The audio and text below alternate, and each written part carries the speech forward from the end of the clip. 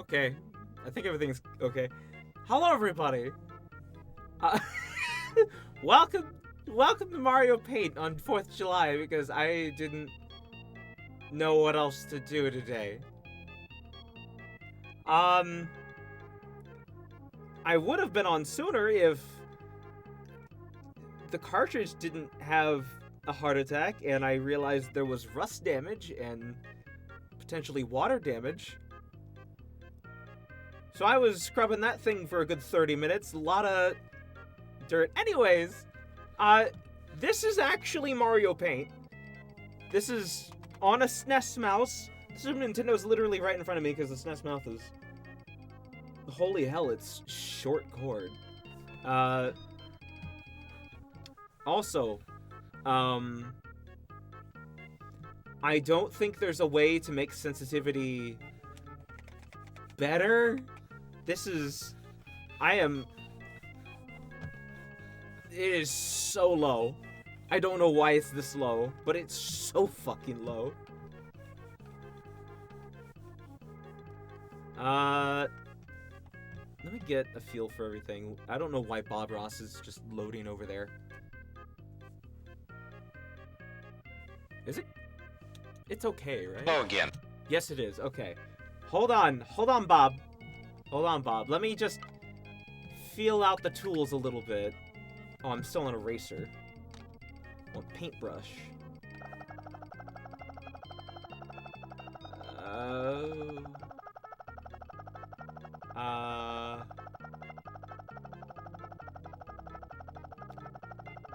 That's the...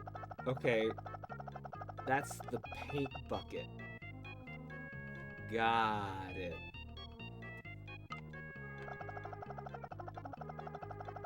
Let's go back to white. Or I guess maybe in this one it might be something else than white.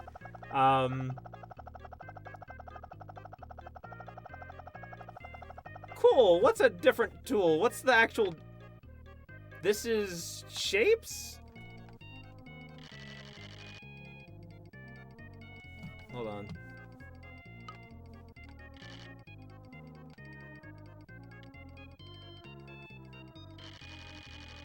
Ah, okay. Gotcha. Okay. And that's the back button. That's my brush size.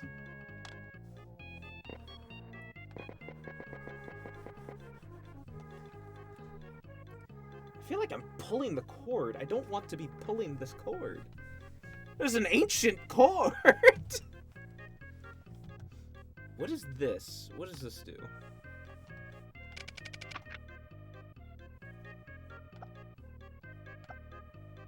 What?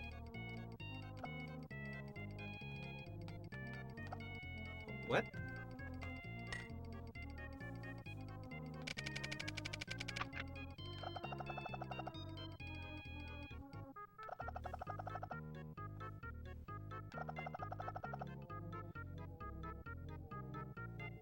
Got it. Okay. Okay. Let's go back to the regular tools.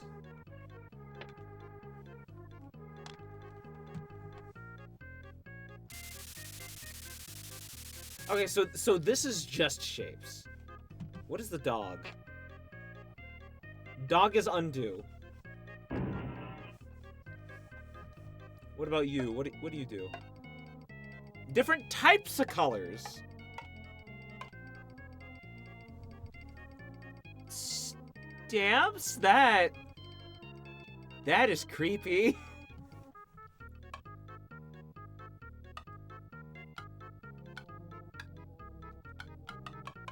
Okay, and right clicking brings it back. Left clicking brings it forward. Okay. Where's Mario?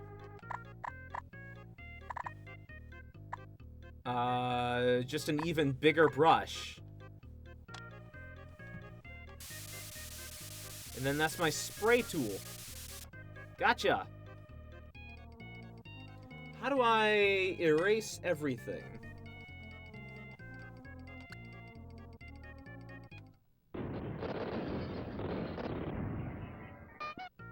There we go. Okay. There's gonna be a lot of me doing that with the mouse, and I apologize. Okay. Bobby, take it away. Glad to see you. Thought today we'd do one of these almighty black canvases. It's time we get into doing something on a black canvas. I'd like to show you how you can do a beautiful, beautiful landscape on a black canvas. I've already went ahead because we are short of time on this show. Gotcha. I've already went ahead and covered the whole canvas with alizarin crimson. Now I'm going to take a little Van Dyke brown and work into the edges, just around the edges. It's still not done yet. We already have it covered with alizarin crimson, and now we're putting a little brown on. The whole canvas was covered with a crimson. There we go, just around the corners. Just the corners, okay. Thought today we'd do a beautiful little sunset, and maybe we'll have a little sunset like the sun's going down behind the hill back there. Oh, on all the corners, just have okay. a beautiful glow in the sky, and then we'll go from there. I'm going to take and pull this back and forth to get a nice even distribution of paint, working it up and down, back and forth. There we go.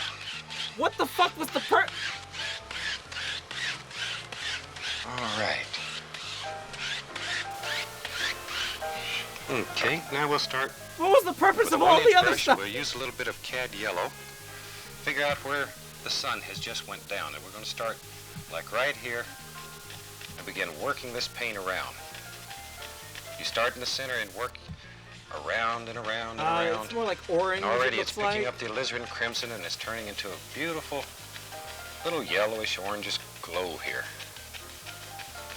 There we go.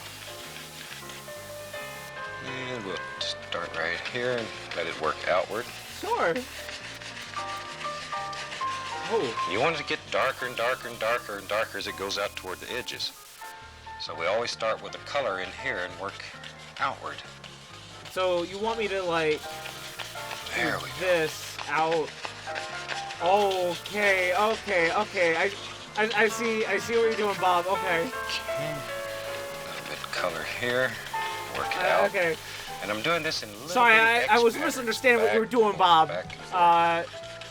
There we go. This might turn out to be a fucking train wreck. This might be Bob's first failure. Now let's take the big brush and gently, gently hypnotize this. We're still making the little X's. There. Let's do a little bit. Just work that in. Bob, what are we doing? And just enough to take out the brush strokes. Okay.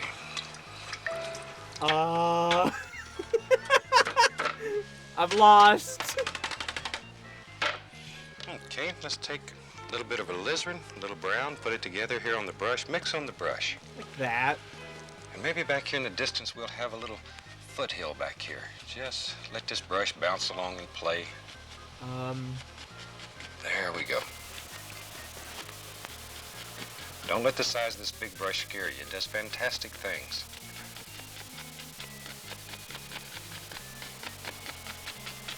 Okay. I'm hoping. Also, my TV Now, color maybe might we'll be a have bit off. Y'all, I think, some have the highlights. true colors.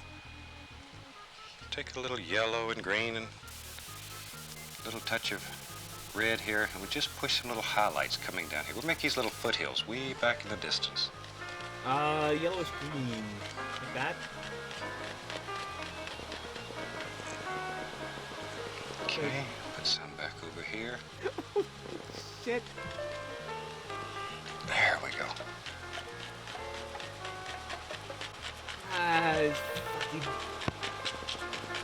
I can't mix, Bob.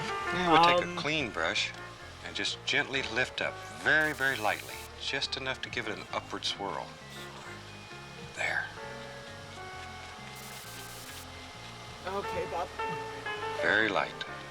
barely touching the canvas. You let 2 or 3 hairs just about touch. Just enough to move the paint a little bit. Okay. Now we'll take a little yellow and a little permanent red mixed together here. And we'll start putting in some reflections. Maybe we'll have a little lake right back here, a little pond. Oh, hello underscore. Just lay a little color on and pull this down. There we go.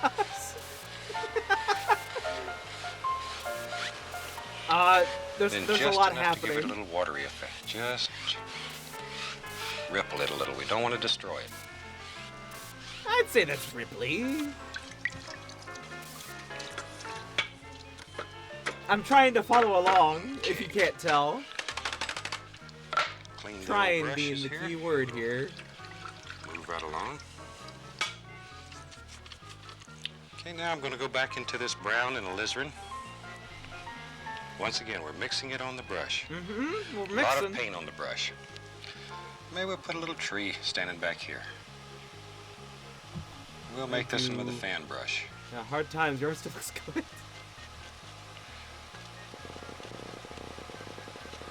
There we go. I don't even know if y'all can and see trees that. get lonely too, so we'll give him a friend. There.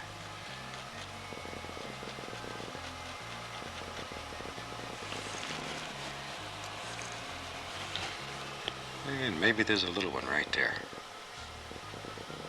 Got 2 big ones, so invariably sooner or later it's going to be a little one.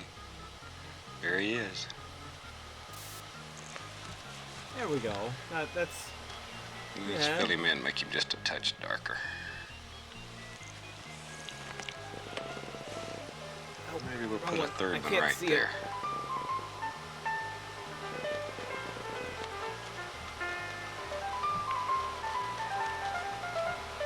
Work that in a little bit, create a shadow behind the tree.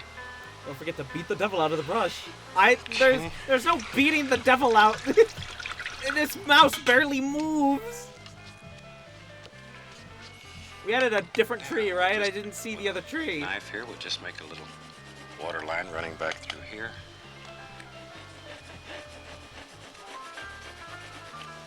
These black canvases we cover with a black acrylic, a flat black acrylic paint, and allow it to dry before we start. And the alizarin crimson that we use here is a transparent color, so the black shows through. It looks black, but when you apply color to it, man, it really comes alive. Okay, let's start with some almighty trees and stuff. More trees? And we'll use the big brush today. And let's have a big old tree right here. I know this may be quite difficult for you to see, but we are putting the general shape of the tree right here. Holy shit, okay. That's huge. That's huge, Bob. These black canvases make some of the prettiest I kind of destroyed the tiny imagine. tree. And if you're interested in selling paintings and making a happy book to put in your pocket, these are the ones that really sell. Let's have another tree right over here. Let these limbs just fly out. Fire 'em in.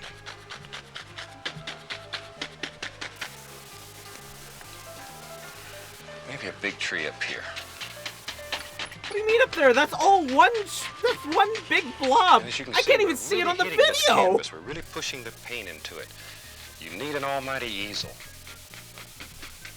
The little tiny Tim easels will let you down.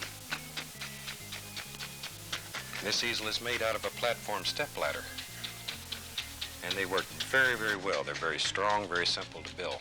Okay. I did the tree, Bob. We've got that filled in. Let's put some tree trunks here. I'm gonna move that little tree back to like. And we'll put some dark paint right along here. There we go. Just in your mind, wherever you visualize there might be a little trunk, just drop one in. Sure. Yeah, mix just a little brown and white so we can put a little touch of highlight on this to make it stand out a little. Like that, maybe? Like the light's playing through here and touching it. There.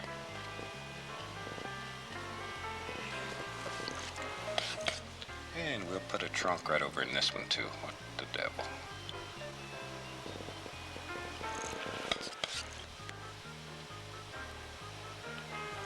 Okay. Now, if the sun's here, the light's coming from this direction, this one will be highlighted on the other side. Wait. Now, probably in reality, if the sky was this dark, you would have nothing but silhouettes. But that would be a boring picture. This is a lot more fun. A lot more fun.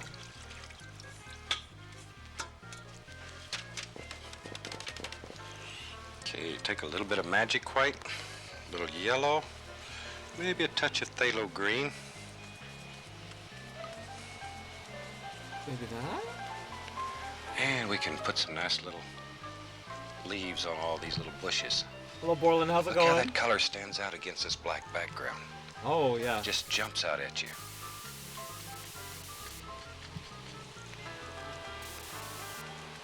Okay, now let's put some on this little bush. How easily can y'all discern what this says? Or not says, things growing down in here. Use your imagination. Let it go. Okay, Bob. I mean, I trust Remember, you. this is your world. Mm-hmm. In your world, you can create anything that you desire. Kind of also doing. Oh, I can't do orange. Okay, let's do this old big tree here. What I am gonna do is I'm gonna do the green and then a little bit of gold. There we go. What's so very nice about these black canvases? If What there's is a so light very shining nice, directly Bob? on them, they look totally different than if they're without a light. So in essence, it's almost like having two paintings in one. Especially if you hang these after they're finished over a light. So at night, if you turn the light on, it shines up on this. It's remarkable what happens. Okay, Bob. There we go. All the little bushy areas. You enjoy underscore. Maybe some little touches out here. I wish I had more colors. Mostly I just have... Okay. Now let's take some more Van Dyke brown. And let's put an almighty tree right here. We'll just let him bend and play and work right on up to here. Oh, it's like dark. Okay. There we go.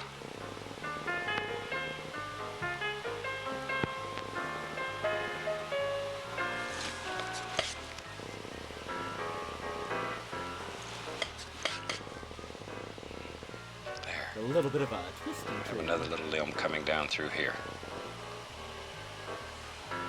And maybe there's some little things happening up here in the leaves.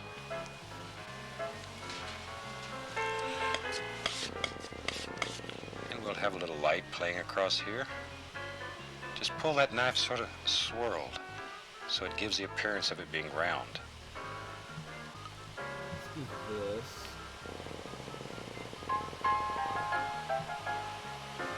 There we go. Now we're ready to put some highlights on these little leaves out here. Okay. There we go. And just let the light play through this tree.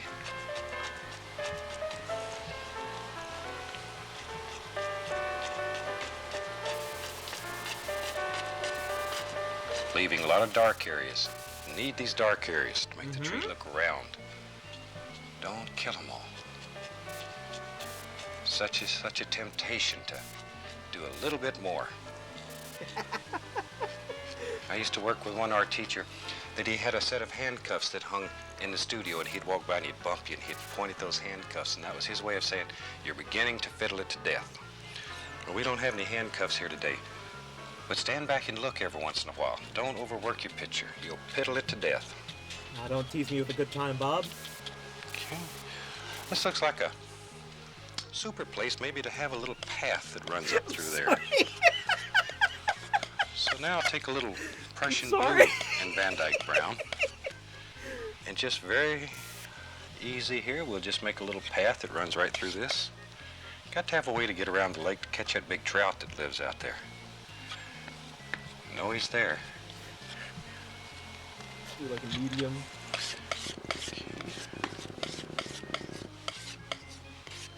And we'll put just a little bit of highlight on there. Just let that run down through there and break. You want that paint to break, so it leaves some of those beautiful dark areas in there.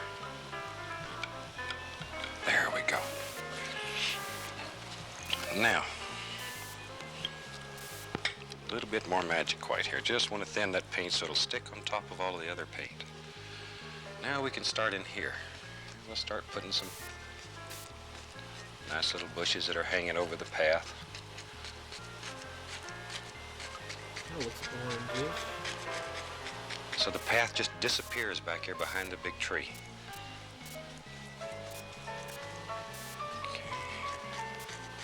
I'm going to add a little bit of orange to some of this. Just like tinted. And these bushes protruding up over the top, push it down into the picture. You need them. They pay you great dividends. And we'll put some on this side of the road over there. Okay. Let's make another big tree. Maybe right up through here. We'll just have a big old tree. Another there one. It goes. Van Dyke brown.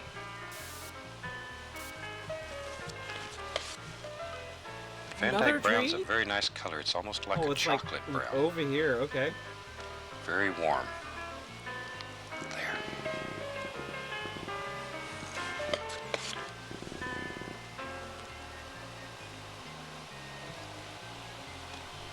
Okay, another little limb right there.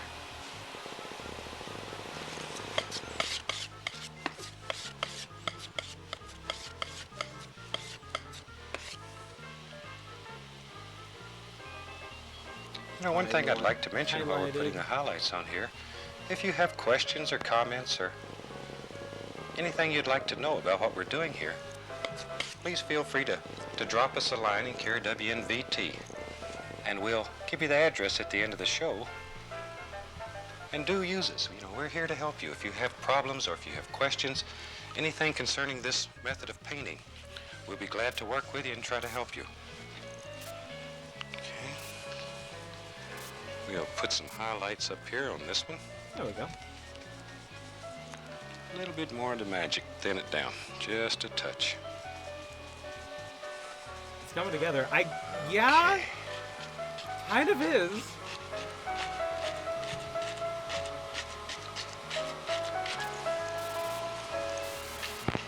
Thousands and thousands and thousands of little leaves.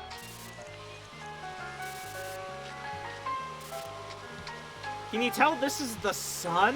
Okay. This is a sunset. Now, let's go down here, put some little things around the tree. More bushes. And maybe you can right I here feel like say, I've done this one let's before. put a little I might stone. have done this last time. Maybe a little stone just lays right along here. Of course, he's a happy little stone. We don't have any other kind. Happy little stone.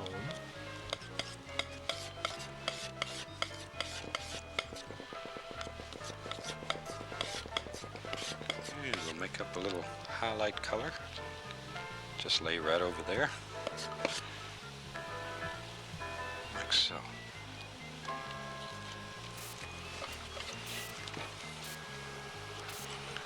Okay. Now, let's put some... nice one there. Nice one there. Okay, let's have some little bushes right along in here. Now, make the water when a you're bit doing darker this, to make the load reflection this clearer, brush by but pulling it in one direction so that it looks like an old shoe on the end. It sort of hangs over. And you put that round part to the top and tilt the brush sort of downward and just push. Just enough to bend the bristles a little bit. Don't fight it. Let the brush do the work. You have the fun. Let the brush work. Yeah, I do agree. That looks a bit better. It looks a bit more Maybe we'll put a nice little sparkler right there. Just sort of to break that up a little bit. Okay. Let's lay in a few stems here and there. And all we're doing here is literally just cutting right through the paint using the point of the knife. We literally just cut the paint. Alright, don't poke a hole in it, Bob.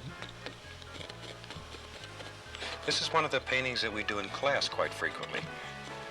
It's a very effective painting. It teaches you how to use black canvases. It's a lot of fun. And it's extremely, extremely effective. I'm unsure what I'm doing. I'll have a few little sticks coming over like so. There we go. Is that what we're doing? It looks very nice. And once again, these little twigs and these little sticks show different planes in the picture. It produces the illusion of distance. Use them to your advantage. Because the woods are always full of them. Let's see, maybe back here we can just put a little indication of a trunk here and there. Some little sticks. There we go.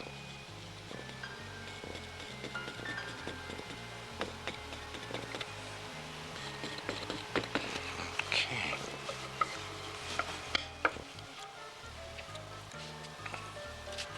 Alrighty, I think this one's just about ready that we can sign it. Oh. So I'll use a very thin oil here, and we'll just take and use the liner brush, and you mix this paint till it's like water. And if you mix it very, very thin, curl that brush as you pull it out, twist it so it brings it to a point. And it's just like you were writing. You don't have to wait till the painting is dry. Okay.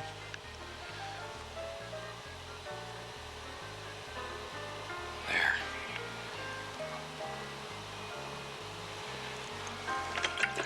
This same technique is also very good if you want to put some nice little sticks and limbs in that you wanted to draw in.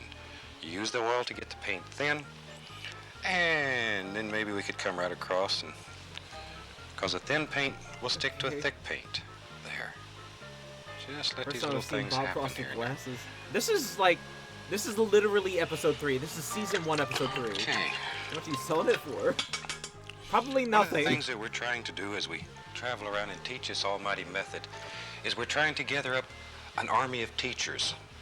And soon we'll have teachers that travel this entire beautiful country teaching this fantastic method of painting. And if you would like to have some information, drop us a line. Stop adding bushes! Once again, we'll show you the address at the end of the show. A and genuine soon we'll have information on teachers that are all the way across this country. Teachers that we can guarantee that can teach this fantastic method. Okay. I think now we'll just put a couple little things here and there. Put another little stick or two. Okay.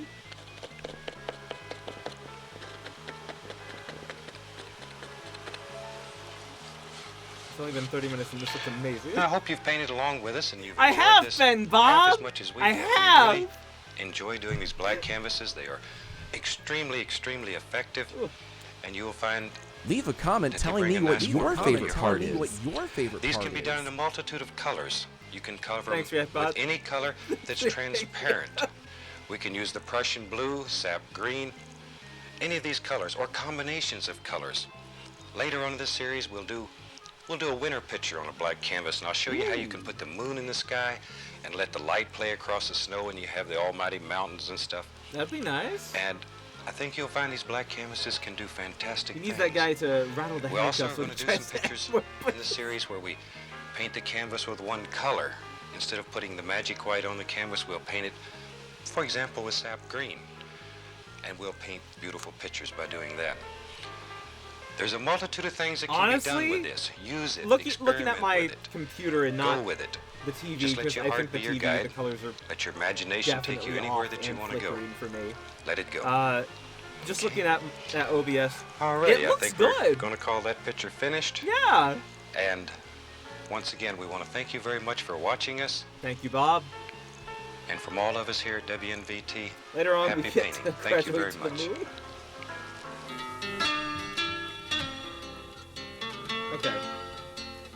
I'm forgetting what mouse to use.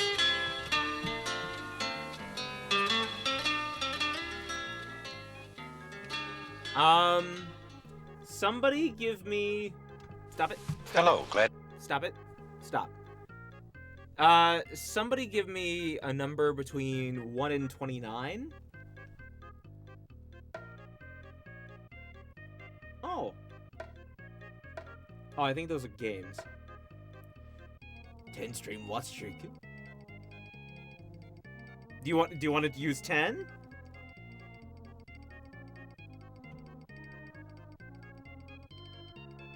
Thank you for the 110 stream watch streak, Captain.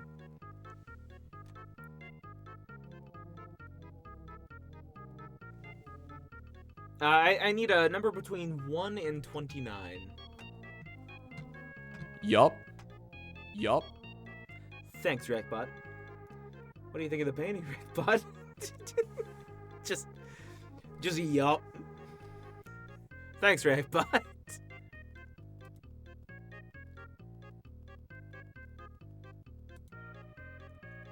Hello. Sorry, I'm trying to look like past my camera at the monitor. Hi. I'm Bob Ross, and for the next 13 weeks, I'll be your host as we experience the joy of painting. I think each of us, sometime during our life, has wanted to paint a picture. Shut up! Shut up!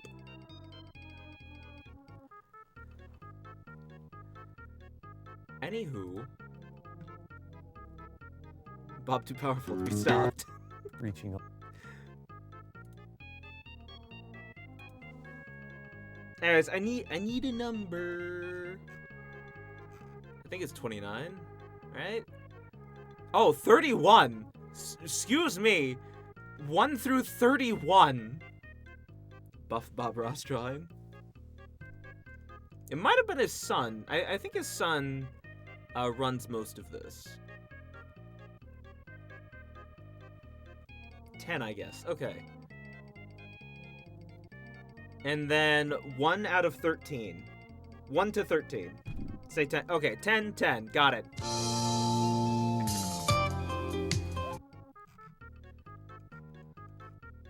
Perfect.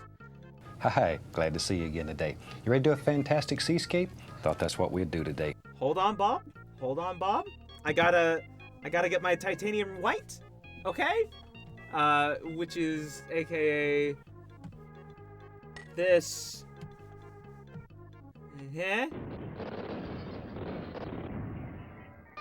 Bye-bye, dark sunset. Let me just apply this. Wow, that's actually doing something. Genuinely, that's doing something.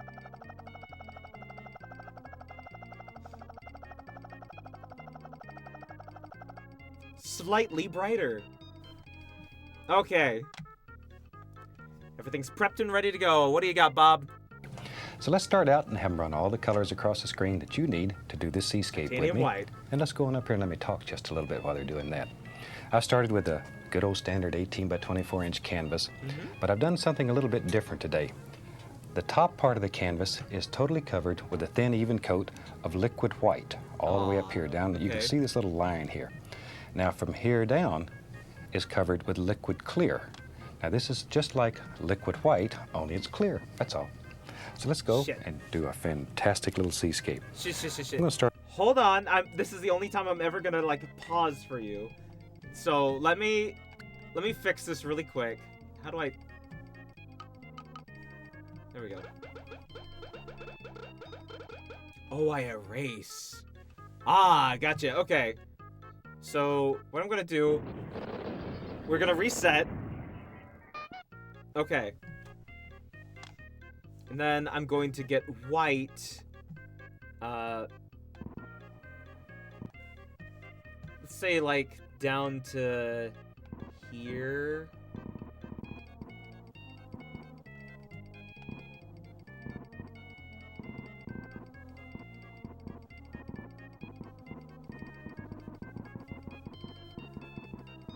There we go.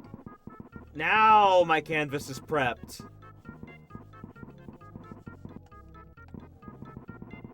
Now the canvas is prepped. There we go. Okay, now you can go, Bob.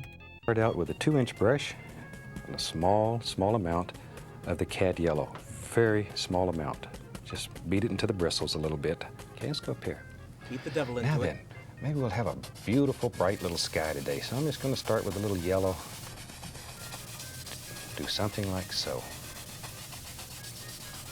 Just let that mix with the liquid white. There. Now, without cleaning the brush, go right into a touch of yellow ochre. Load the brush the same way. Go back up here. Now, right around the edges of that. Orange. See there? Still using little crisscross strokes. We'll just bring that right around, sort of like so. There we go. And if a little happens to get down here in your paint, are you saving these, or there's no way to save them? No problem at all. I'll screenshot them later, I guess. Still, but without like, cleaning the brush. It's also gonna get uploaded, Go so right into bright red. A little bit. It's very strong. Okay. Now then, right around those edges, we'll take a little bit of this beautiful red color. Just like so. Isn't that pretty? Already we have a. Remember, this is on a Super Nintendo cartridge. Modern art here.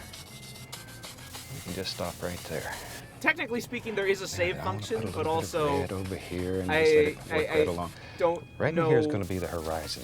Like how that works. There we go. And we'll just very lightly blend all this together.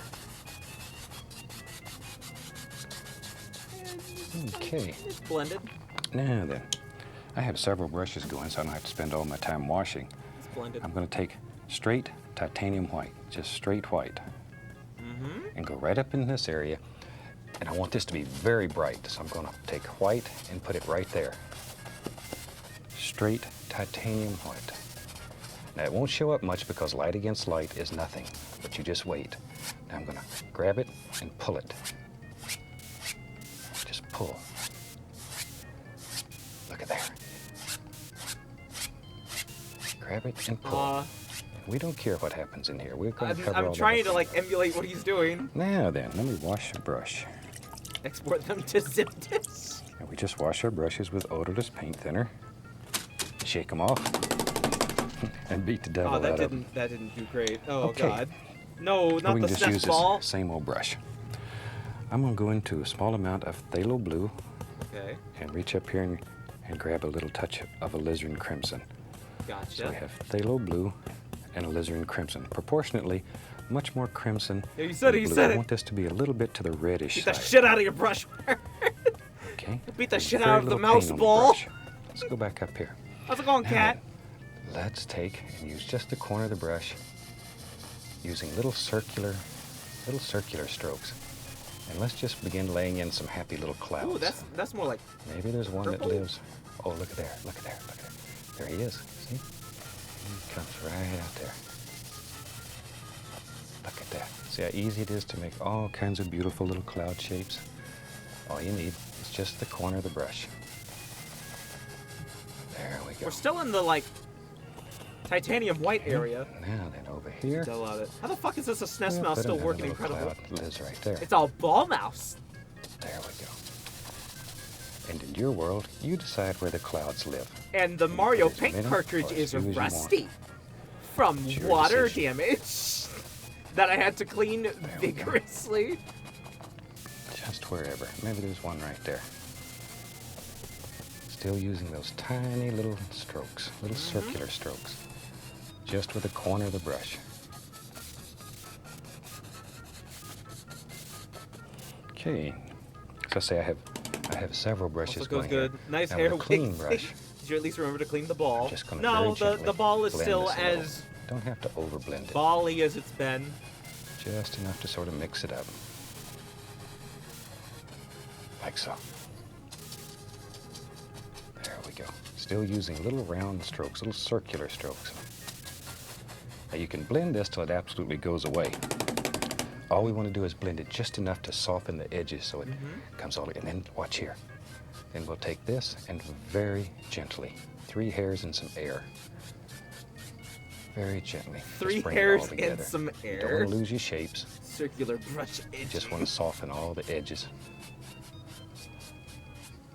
I don't have anything to do that, Bob. Do like that. See how it just brings it right over?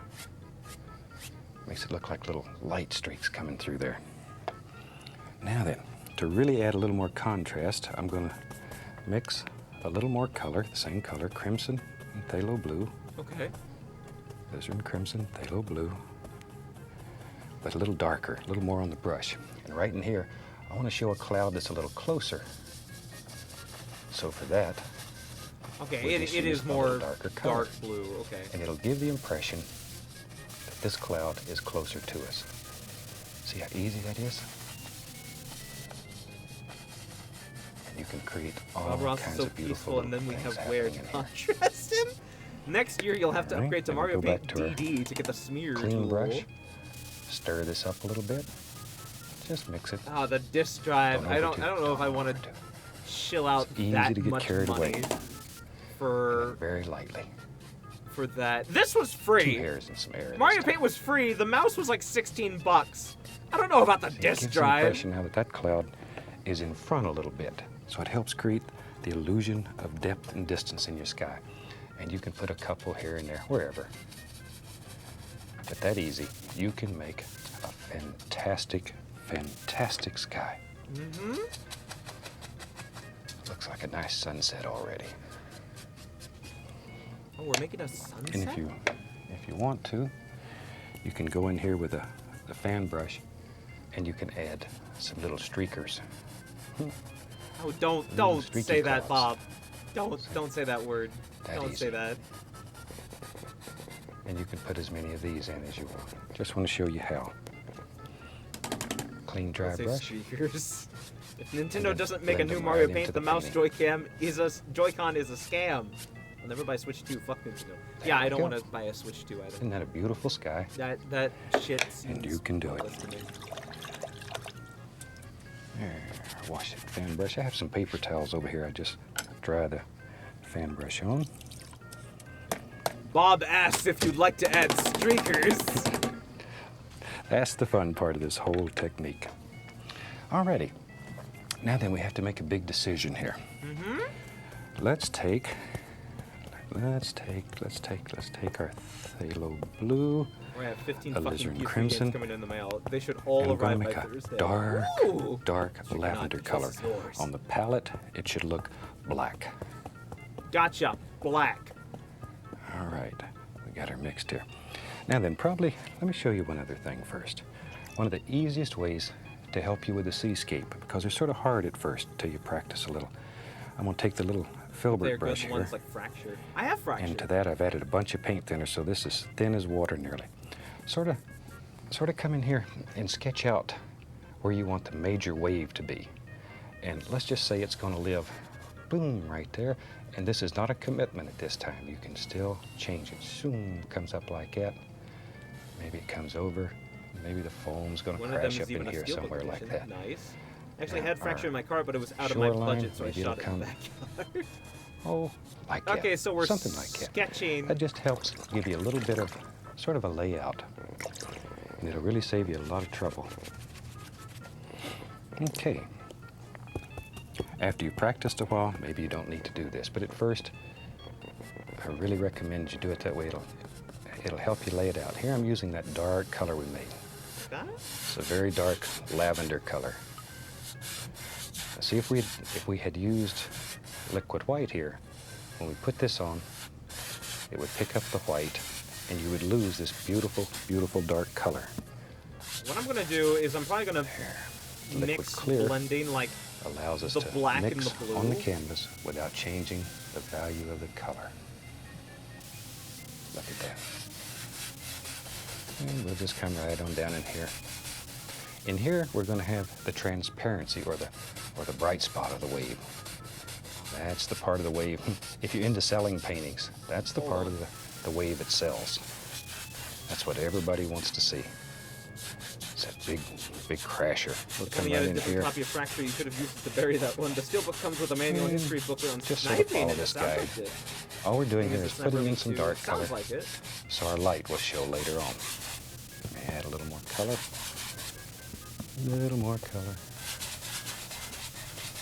Just alizarin crimson. Phthalo blue.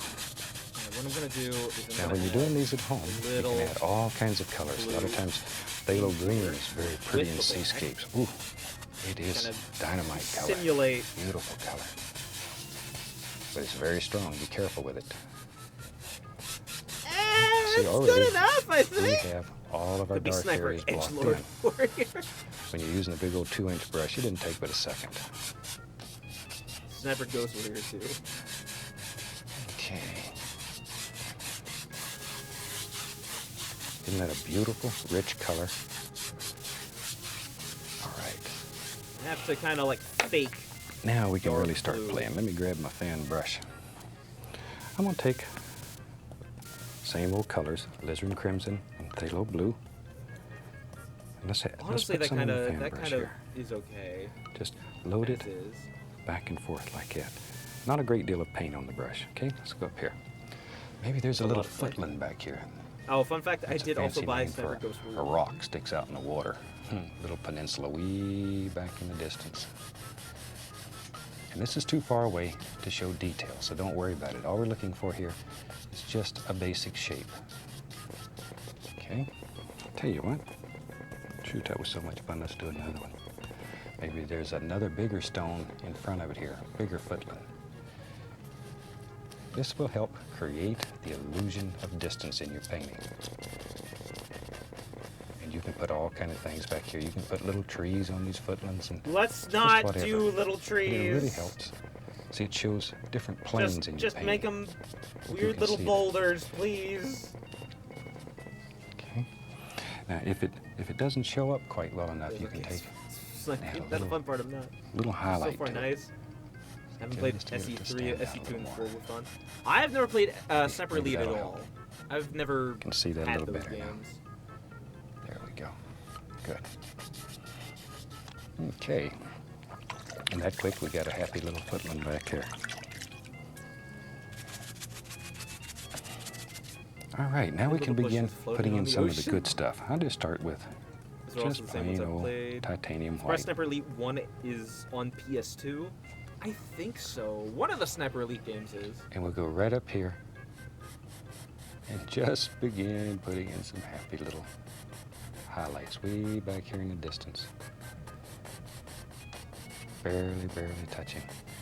Let's do like that. Barely touching. And sort of like that. Make all these little things happen. Bring it right around the base of this little footland back here. Now then, let's have some fun.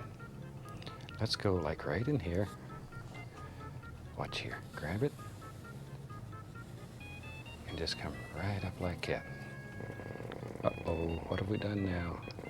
Maybe there's another one. What do you mean, what have we done now? And back. And let's go right along here. Are you making mistakes, Bob? And then right along there. See how easy that is?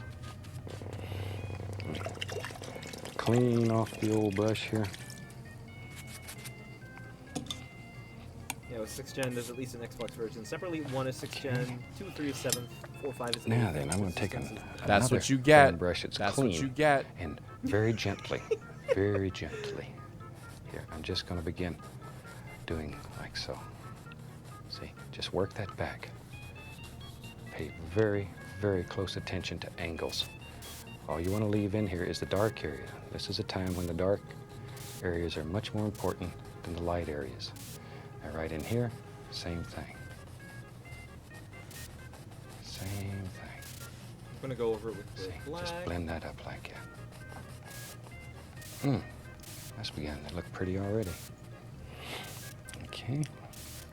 Now we can go right into a little bit of white.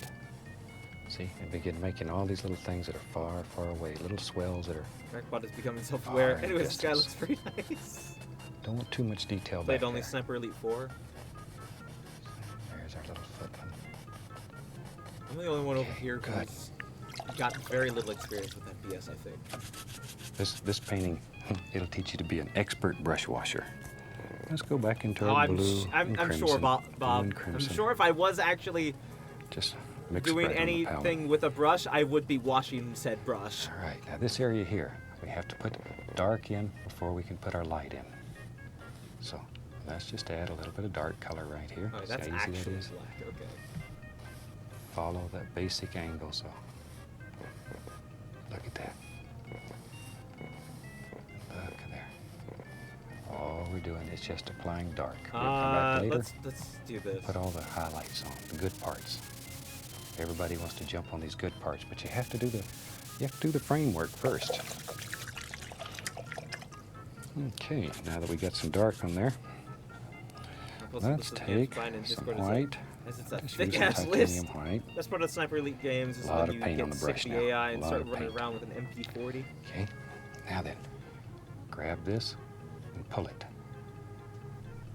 Pull it. The strokes are very important. You might need to wash or wipe your brush. Sometimes you can just wipe it in between each stroke because you're going to pick up some of this undercolor. See? Grab it and pull it. Did I do it? Here, like that. Okay. Yeah, then. Let's get our little filbert brush Think I here. did it? I'm going to go into white and the least little touch of cadmium yellow. White and yellow. White and yellow. Okay, let's go up here. Now then, let's go right in here. This is the part that makes the painting so pretty. This is it. All we're doing here is scrubbing in some color. And the light would come right along the top of this wave because the water's thinner here. Look at that. Oh, that sucks. Okay. Just like so. Maybe there's a touch even right over in here. Just a little bit right in there. All right. How about Now then, ignore that I did that. with a I'm clean, going to dry, be sure it's dry, it's most important. Clean, dry, 2-inch brush. Come right in here, very, very gently. Just begin blending There this. we go. Now then, we're going to begin picking up some of this nice, rich lavender color we have down here. There we Putting go. it right That's up more into like it. Look at there. You just don't have to wipe until it's This is where we begin forming the basic angle of the wave. Now, I beat the brush just to remove up. excess paint. See, it doesn't matter if a little of that color goes up in there. That light, the light area will remain. Just grab it and pull. Okay, let me find my little filbert brush here. We'll use some of this lavender color that we have. Same old lavender color. Put a touch of white in it. There we go. Now let's begin putting some foam in there. First, we'll put the shadows in. And you take this brush and just lay it over and just really scrub it in. Get tough with it. Get mean with it. The mean. Think about water the churning. mean Not brush. funny. Didn't Maybe it laugh. comes Funny. way up here Didn't and laugh. crashes and splashes and Shut all up. kinds of Shut up, fantastic Reactbot. things are happening. And this is only the shadow. Only the shadow. We'll come back and put the highlights on in a second. Okay. And then we'll fill this in. This needs to be good and dark also.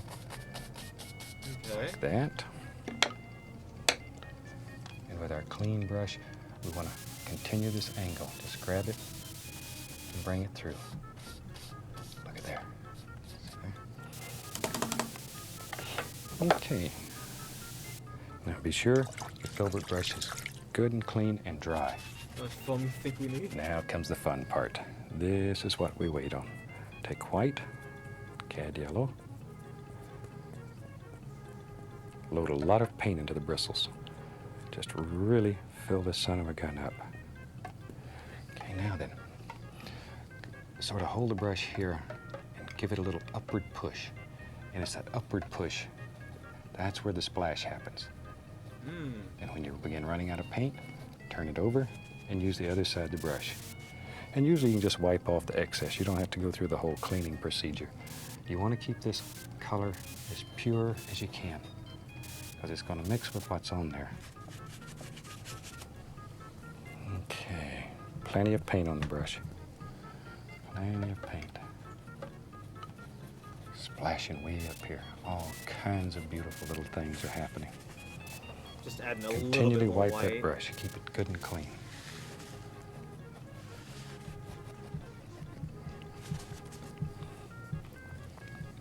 And we'll have a little bit.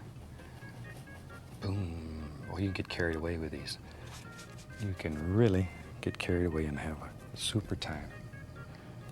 Seascapes are fun. There. I'm kind of done with the foam. Off the brush. Okay, now with a good, clean, dry brush, you just want to sort of mix this together. That'll make a different value, a medium value here, because it'll mix with the dark and the light, brings it all together. Just stir it up a little bit. I'll do like that. Okay. Now then, good, clean, dry 2-inch brush, just the corner, and just mix this up. All you have to do is just very gently bring all this together. I'm just vibing to the music. Very gently. This is 2 hairs and some air. Barely, barely touching. 2 hairs and some air. And that easy. We have it.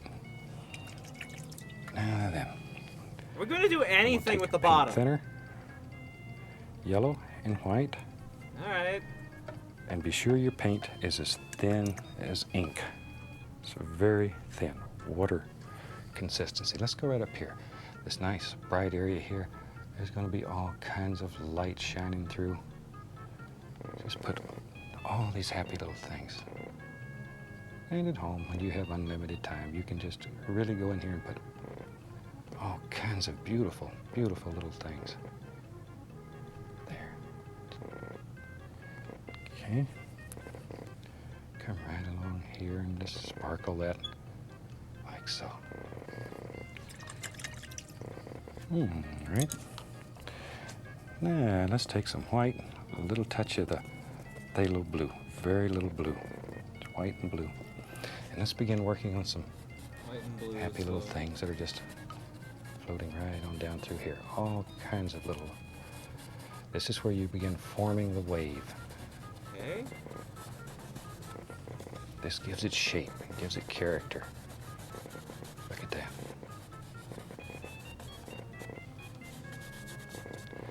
Back in here. Just bring it right on back.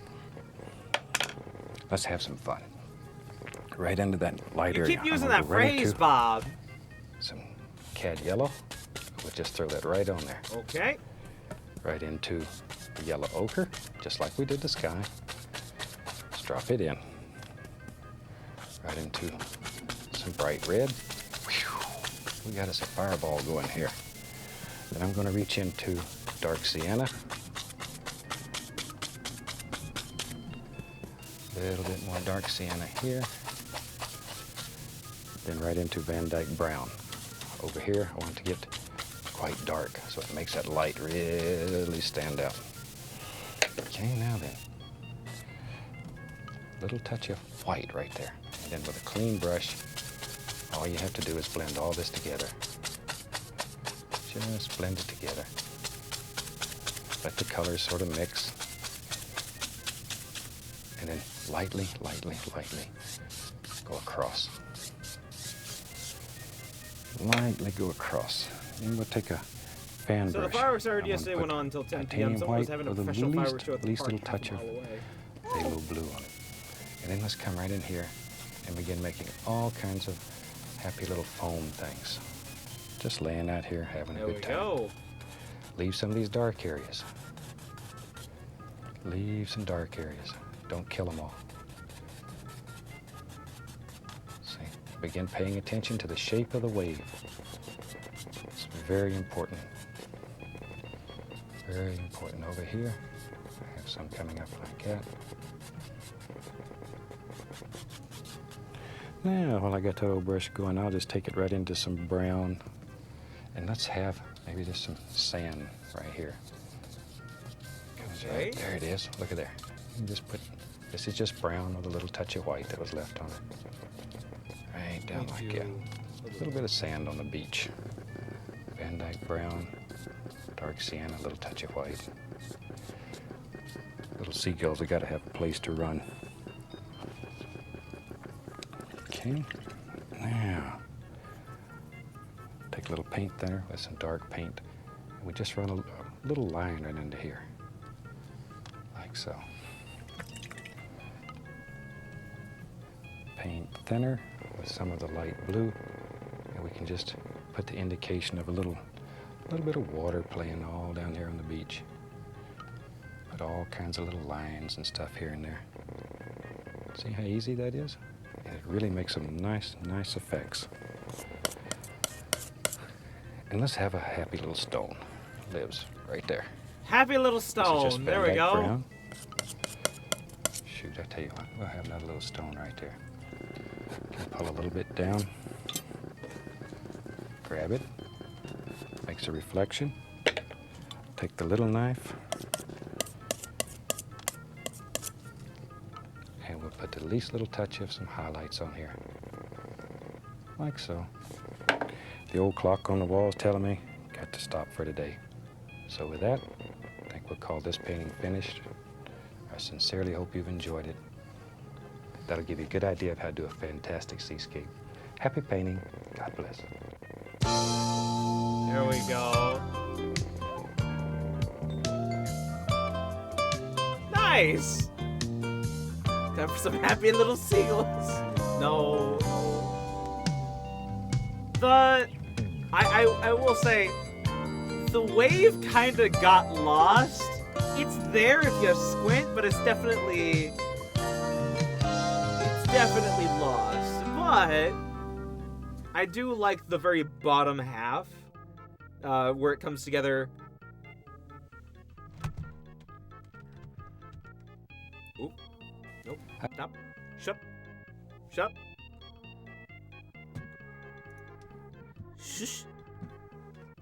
I forgot. Laser mouse doesn't work on glass. Hi, I'm certainly glad you could join me today. You ready to do a fan? No. Hi, glad to see you again today. You ready? Bob! Go back to the channel.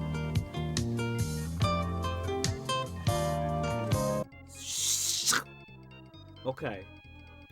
That came out shockingly well. Yeah, like, I'll give it a 7 out of 10. I like down here. This is a bit much, and then this is just weirdly colorful.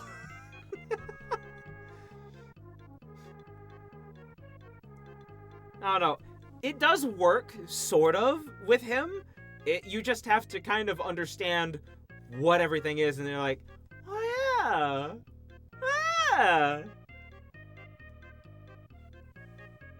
I like the previous one. I love the sunset reflection. Yes. I do really love that. I love the little rocks, and I gave them little like, you know, highlight with the water. Bob starts blending, you might as well give up. I've been blending by using the spray tool. I'm using the SNES mouse like it's my regular mouse. Okay. Well, another painting down. And the stream is kicking the bucket, I guess, because there is a storm outside. If I'm like I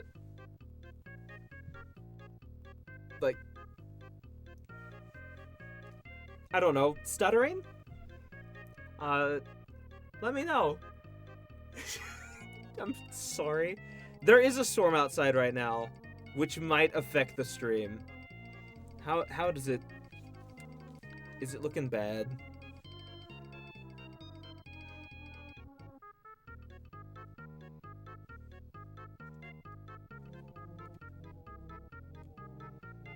Oh, is it back? Is it back as soon as I start to check? No, it's not.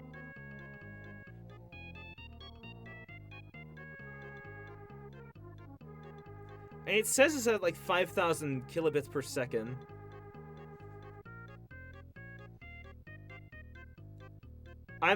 Okay, it's kind of like going in and out, like, quality-wise, but I'm not stuttering, I don't think. You're fine? Okay. I need another 2 numbers. 1 to 31, and then basically 1 to 13.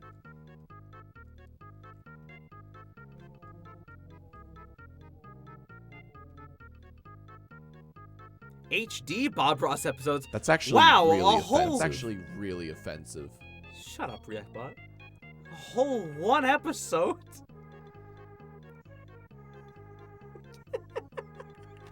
It's your preferred bitrate.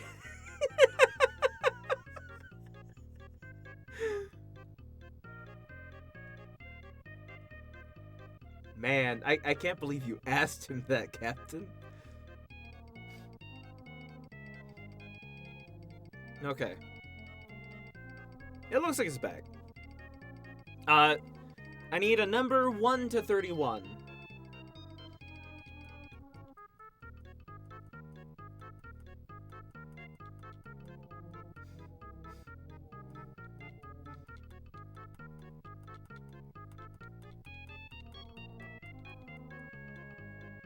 Look, any number.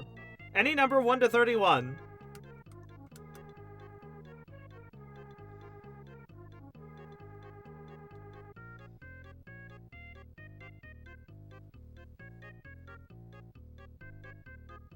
Just vibing the music.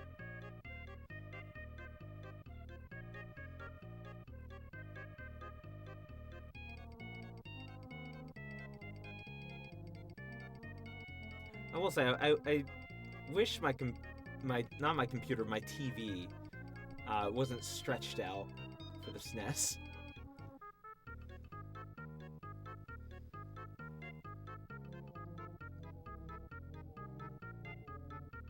Okay, I guess I'll pick a number. 15-2.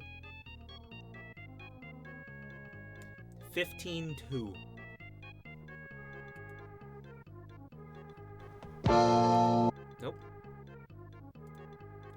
Colors of Nature. Hi, welcome back. I'm glad you could join me today. It's a fantastic day here, and I hope it is where you're at.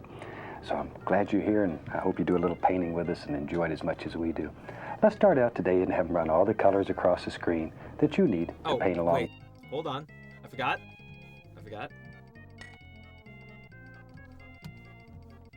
Bye-bye, Seaside Escape. There we go. Now to put on some titanium white. If it's just clear, I'm not gonna mess with it again, because I can tell just looking at it, it's just one solid block of color. Or liquid white. Okay.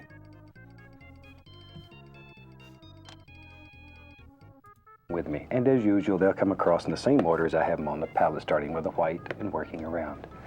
And I have my standard old canvas up here, and I've already covered it with a nice thin even coat of the liquid white, so it's ready to go. So let's go. Let's just do a happy little painting today. It's such a beautiful day. We'll start with a little touch of the phthalo blue. We just use the old 2-inch brush, tap a little color into it. Just pull a little color out and tap the brush into it. That makes sure you got a nice even distribution of color, see, all the way through the bristles. It's not that rich. Now then, let's go right up in here, and we'll just use the little, just happy little strokes, just little X's, little crisscross strokes. And let's just drop in some beautiful little little sky shapes here. Just sort of let it happen. Okay. Let it happen. All right. There. See how easy it is to put in the sky? Doesn't take but just a second when you're using a big old brush. There we go. And today, let's have a little water in the painting. I'm an absolute fanatic for water. Love it. There. So, probably have this color on the brush. Let's add just a tiny bit more. Same color. And decide, well, we know water's going to be on the bottom down here, but other than that, we don't care right now. We'll just put a little bit of phthalo blue right in there. Right in there, then from here.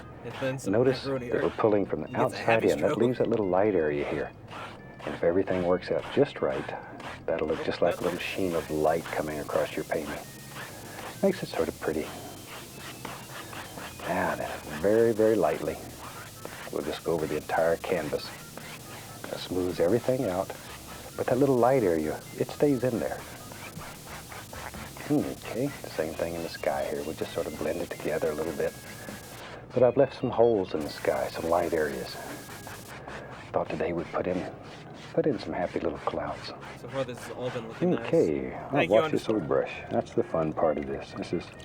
This is where you take out all of your frustrations and hostilities and give it a good shake and just beat the devil out of it. Now, when you're doing that at home, you might want to invest a couple bucks in a brush. I can barely move this fucking mouse, okay? You'll absolutely change the appearance of your whole house in about one beat, and then you're going to be upset with me. Let's take some black.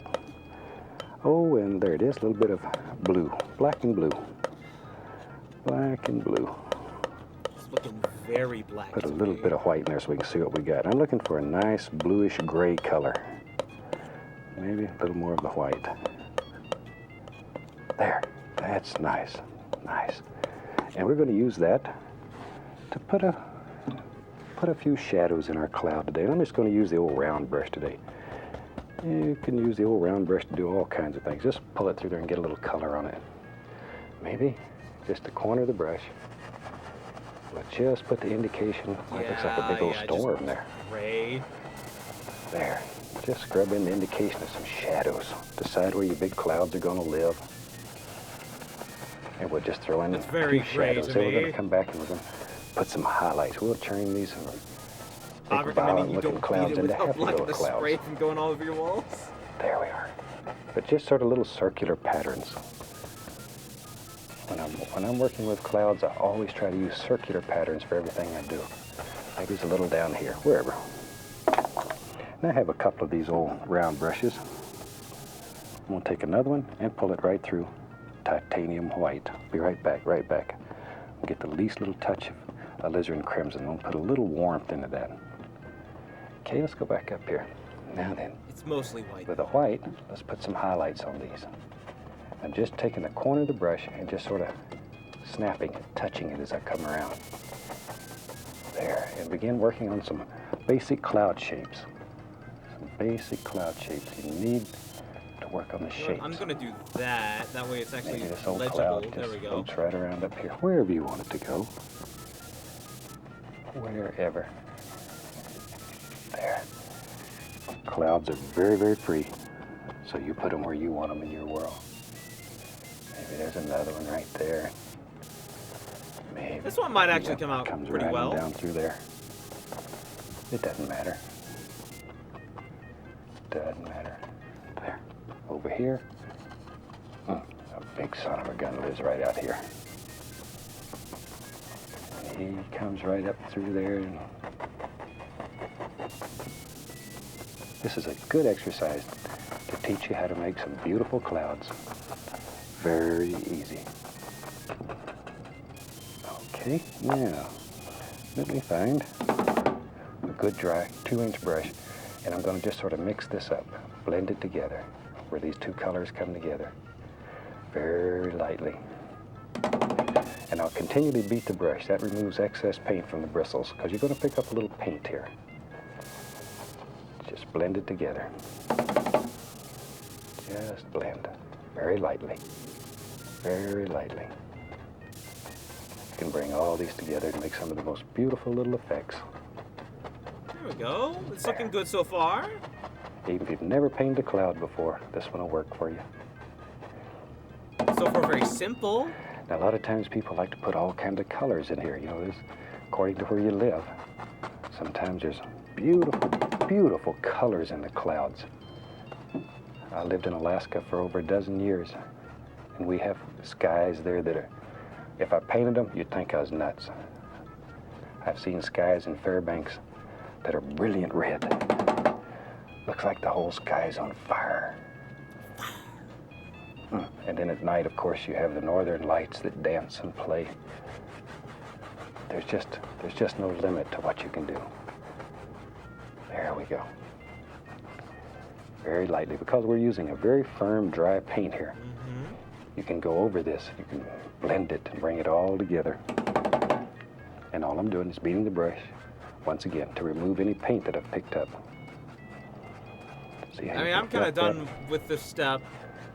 And there's not much blending I can do. Son of a gun of a sky, that easy. There. Okay. All right. Now then, let's have some fun. Let me, there it is. I'm gonna go right back to my round brush. We'll use it for a little bit. I'm gonna take some alizarin crimson, a little bit of phthalo blue. We'll just mix them on the brush here. Pick up that little bit of white that's laying there. Looking for sort of a bluish lavender color. Bluish lavender color. And you just sort of mix them back and forth till you get them like you want them. Okay, load the brush up. Maybe? And maybe back here in the distance lives some little foothills. All you gotta do is take and tap downward. See, that's all there is to it. Maybe a little foothill. We don't know where it goes, wherever you want it. There. Just some happy little things that live far off in the distance. You don't see a lot of detail. You're too far away. And wherever. Well, you can put a whole row of them in just a second. Clean, dry brush. I want to create the illusion of mist down here at the base of these. So with the top corner of the brush, firmly get in there and just tap that son of a gun. Just really raise K. There. Then lightly lift upward. Oh, like across the entire thing. Easy. Oh. Easy. It'll create the illusion of mist. Okay. Tell you what, let's go back and get my same old brush, some crimson and some blue. There we are. Proportionately, I'm using much more crimson than blue. Okay, maybe there's some little grassy areas underneath here. We can just tap in some dark color. We're just tapping in some dark so our light will show. That's all we're doing. There. Maybe to about there. Okay. Maybe I'll use a 2-inch brush. You could continue to use a round brush, but both of them that I have are dirty. I want to put some highlights on there. So I'm going to go right into the yellow and grab a little bit of that whatever. lavender. It's fine. Blue. Happy little accident, I guess. When you touch the yellow, then you're going to get a beautiful, beautiful green. Load some paint into this and push. Give it a little push like that. Okay, let's go up here. Now then, maybe back in here, there's some nice highlights on this. I want this to be very soft and very gentle. Look like velvet laying back here. Pick up a little yellow ochre, a little Indian yellow here and there. Vary the colors a little bit. Very soft. Quiet little area. This is one of them areas you like to go and just relax and sort of take life easy. There we are. Now, let's come forward. I'm gonna take some black, some Prussian blue, alizarin crimson. I want a dark color here. And we just load that old round brush up with a lot of color. And maybe, yeah, right here, just some happy little bushes that live right here. This dark area will help push that back.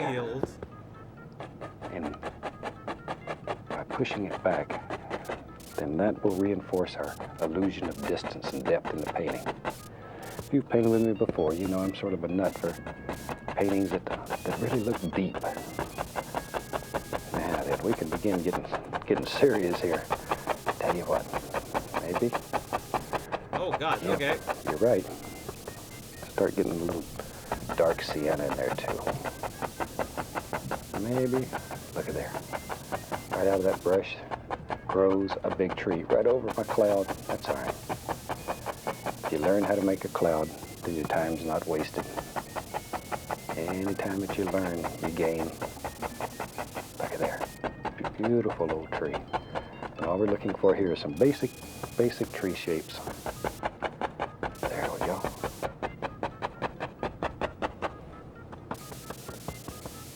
Like so. Let me just let that come right on over. See, just sort of look at your painting and visualize, make big decisions. Just sort of let it go. Maybe, yep. We'll put another little tree that lives right there. And in your painting, you put as many or as few trees as you want. You could do just about this entire painting using nothing but the round brush. That son of a gun will do unbelievable things. I think you could do this entire painting using a round brush. There we go. Over on that side. Maybe. And we'll put a tree over here too. All right. Just like so. Okay, maybe. Here we go. Right on up. You have to make big decisions though. How tall is that tree? Maybe he lives right along there. It's up to you. Whatever you want. In here, we're just blocking in color, so it doesn't matter how we do it. Now then, we said we was going to have some water in here, so let's start worrying about reflections. This is wet, has the liquid white on it, so you can grab it and pull. See there? And if you try to do this on a dry canvas, you're going to be in agony city. But because it's wet, you can move the paint. Look at that, instant reflections, instant. Reflections used to drive me crazy when I was a traditional painter, and now it's so easy. Let me find, I use a liner brush. I'll go into some Van Dyke Brown, get a lot of paint thinner. A lot of paint thinner. Go right into that brown. I want this to be very, very thin. And let's put indication of just some tree trunks here and there. Wherever you think they should be. Drop them in. Drop them in. There. That's pretty good for reflection, I think. And if you have trouble making your paint flow, add some paint thinner. Because if your paint's good and thin, then it'll flow right across there. There's one. Don't want this little tree left out. Give him a little trunk in there. Got to have something to hold up all this foliage. And there's little sticks and twigs and happy little things that grow back here. All the little birds have to have a place to sit, so they need little sticks and stuff too. There we go. Now then, we'll use the old 1-inch brush. I'm gonna go right into some of this dark color just to get a little end bristles. This is the black and the blue. Then I'm gonna drop down here to the green. Actually, it's yellow, but because of what I have on the brush, when I touch it, automatically it's going to turn green. If you have the least little amount of glue in your brush, when you touch down here, you've got instant green. Okay. Instant green. Now let's put some foliage on this whole big tree up here. There. Look at that. Just all kinds of happy little things. As you've heard me say over and over, worry about shape and form. Think about your tree. Think about the limbs inside. There. Just like little... So you can just create the illusion of all kinds of little things that are happening in here. There. This is giving me goose pimples. I'm so glad, ReactBot. And it worked works so well. We start drawing angry things that aren't clouds. There's no big secrets to painting. Anybody can paint. All you need is a few tools, a little instruction, and a vision in your mind. And chances are you already have the vision. And we're showing you how to take a few very simple little tools. Angry bushes. On create fire all bushes. kinds of beautiful things. I'm going to a little Indian yellow, a little yellow ochre. We'll sparkle this one up a little. There. Yeah, the round brush works very well for this too.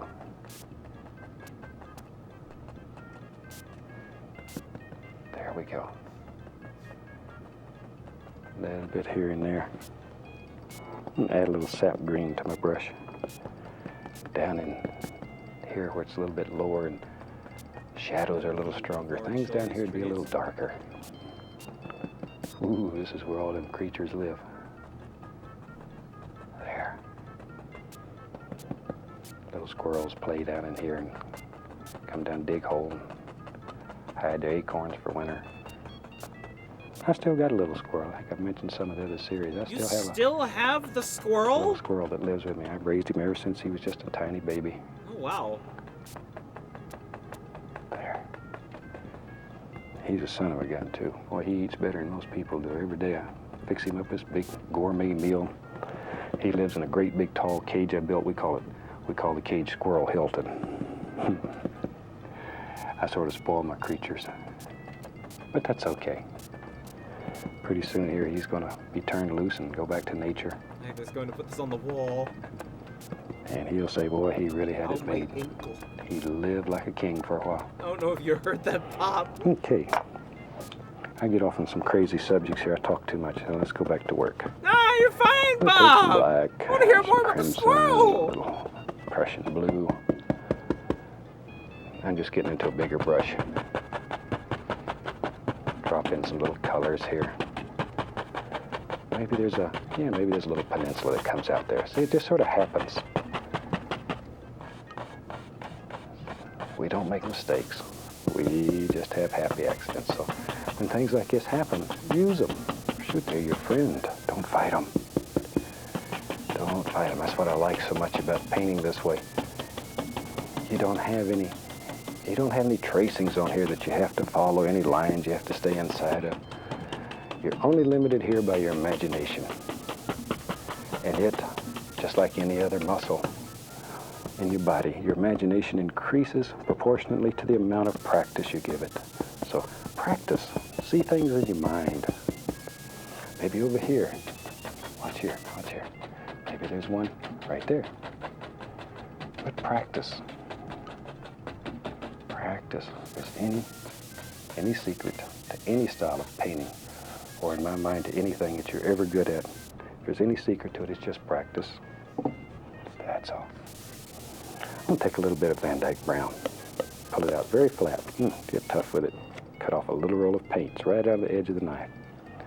And maybe right up in here lives a little bit of land. See, begin thinking about your little pond here. If this is a little pond or lake or whatever you want it to be. Take a little dark cyan and white, get that little roll of paint, and we'll put the least little indication here and there of some highlights that live on there. Don't want a great deal. Go into my liquid white. Let's put a little water line right here. Just a happy little light area. Sort of separates and breaks it all up. Light against dark, dark against light. Continually. That's what makes your painting stand out. See, we bring a little bush down here and there. A little touch of the touch. A little bit of bright red. A little touch of the touch. There. Just put a little sparkler here and there. Okay. Let's get the big brush. Shoot, that one's too slow. Tap a little more of the yellow into it. And just sort of give it a little push, Push. So there's paint right out on the tip. Then all you have to do is just touch and lay in all kinds of beautiful, soft little grassy areas. There. and sort of have these flowing downward. It'll give the impression that there's a recessed area here for your water to set in. Water's like me, it's lazy. Boy, it always looks for the easiest way to do things, and it won't climb a hill just to be pretty for you. It's going to look for that low area, and it's going to go in there and hide. Just lay there and be quiet. Mario Paint music really bringing the whole atmosphere together. Always remember that water, still water especially, is in a recessed area. There we go. Just varying back and forth between the yellow ochre. I really like this one. I really like this one. And then just to sparkle it. Go, girl, give us nothing. Go, girl, give us nothing. Fuck yeah, ReactBot, I will. Just like green velvet laying out there. Years ago, I used to do a lot of velveteen paintings. It's a nice perfect, ReactBot. Nice lazy fucking water. It was like watercolors. You only get one chance. If you make a mistake on velvet, you get a new piece of velvet. Fucking artists who know how to do watercolor. I envy them. You scrape it Their off. stuff looks so fucking do amazing. You want to do, paint over it. And then anytime I use watercolor, that's one of the reasons I like oils so much. It runs like because a girl crying through mascara. It has to be the most forgiving medium of all. A little paint thinner, right on my liner brush. Just want to put the indication that there's a little tree trunk in here. We don't want this one left out, just standing up here by itself. There, see there? Okay. Now you're just using too much water. Look. I don't know how much water to use. I can use very little or too much. I don't know. Yellow. Get a little touch of the bright red right there, and just tap a little color into it. Shoot. Go right up in here. My trees are not as big as his. Put the indication of some nice foliage out here on this little tree. Don't want to forget him. There we are.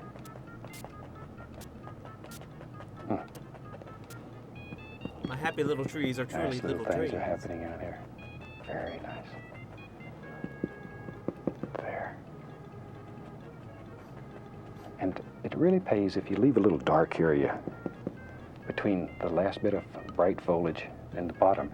It creates that illusion of shadow underneath. Maybe there's a nice bush that lives right here. Put in some basic little color. Then we'll take a brighter color and sparkling. See a little bit of yellow.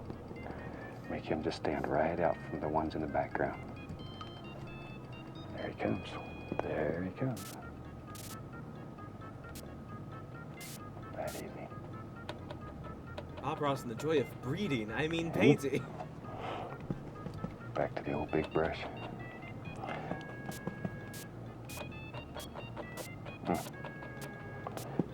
I'm making that color a little bit brighter. Why do I know so many people who have a pregnancy? Looks like there's light zinging through there.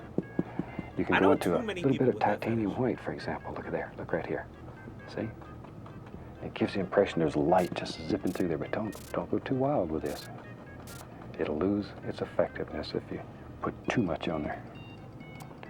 There, a little touch right in there. Who have what? Now then.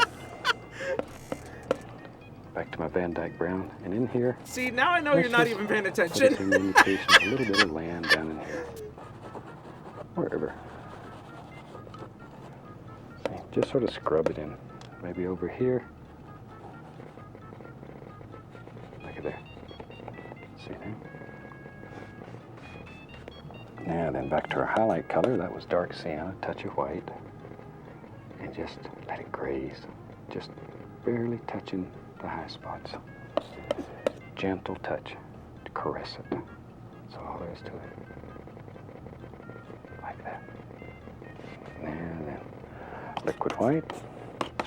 We can go back in here and just cut in the indication, little water line. Hey, there's nothing wrong with it. It's fine. Just that little light area. I'm just surprised at how many I know. Really helps bring it out. Like so. A little bit over here. Don't want this side left out. Take the knife, scrape right through the paint here and there. Put the indication of some sticks and twigs that live in your sticks, bushes. It's perfectly natural. I mean, like, even that also helps like, yes, I understand. I know painting. Chai Okay. and their I Discord. think we have one that's about ready for a signature. But just so I'll take some red. Outside of that, the amount of people I know who have that fetish. I'll sign this one right over here in the corner. I really hope you've enjoyed this painting. Fancy R, Ross. Certainly give you a lot of experience. Let you use the tools. And I think you'll enjoy it. Fancy R. So, as you can see, we worked with several different planes. Also, I showed you how that round brush would work. Once again, you could paint this entire painting using only the round brush. I like this painting. This one finished. And from all of us here, I'd like to wish you happy painting and God bless. I like this painting. This is a very good painting. Very pretty. Very, very good. Very good. 10 out of 10 painting, Bob. Thank you, Bob. Okay. Let me see. Alright, another challenging task here. Oop. One forward. I need another number between 1 and 31. Great Bob. What a nice Bob.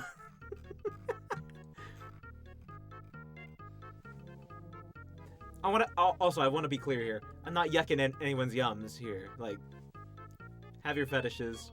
Like, for me, pregnancy is very mild. It is a very mild fetish for me. Not a big one. I have plenty of others. 29, let's go. Both sides. Happy little Bob. Alright. And then 1 through 13.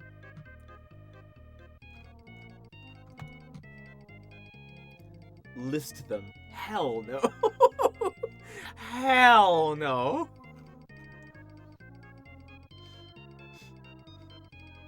This is not the place to list them. 2. Okay. Autumn Oval. Hi, welcome back. Certainly glad you... Okay, I can kinda very lightly make out that he's got an oval ready. List what? Puma wants me to list my fetishes, and I said no. Okay, so... Stop using my mouse for the SNES, and stop using the SNES for my actual mouse. Okay. I really love this painting. I can fully tell this is like, there's sun and clouds, there's some trees and a nice, like, pond. I can tell what it's supposed to be. List all 250 of them. We don't have time.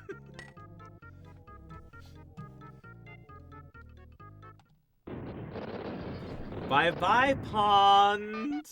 Okay. So this is the challenge here.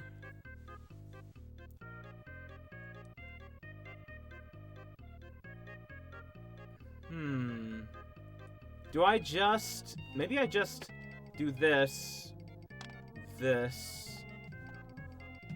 We'll do...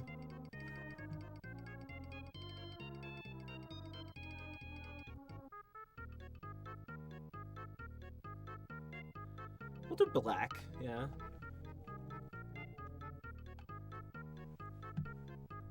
Nope, nope. Hold on. Do I need to do it from the center point? Yes, I need to do it from the center point.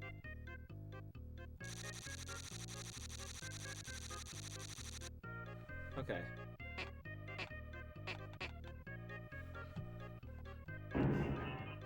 Hold on. Hold on.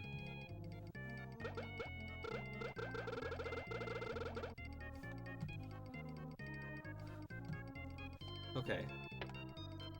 So, from the center, I am not going to have a whole lot of space to work with.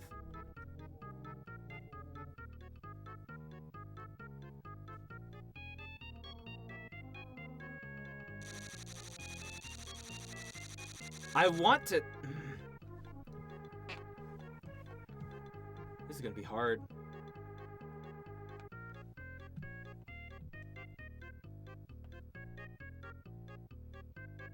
That's probably about as good as I'm gonna get it. Change canvas to portrait, please. I can't! This is a Super Nintendo Mario Paint game! Or just draw sideways. I did think of that. Trust me when I say, I did think of that, but I'm like, nah. There's no way I can do that.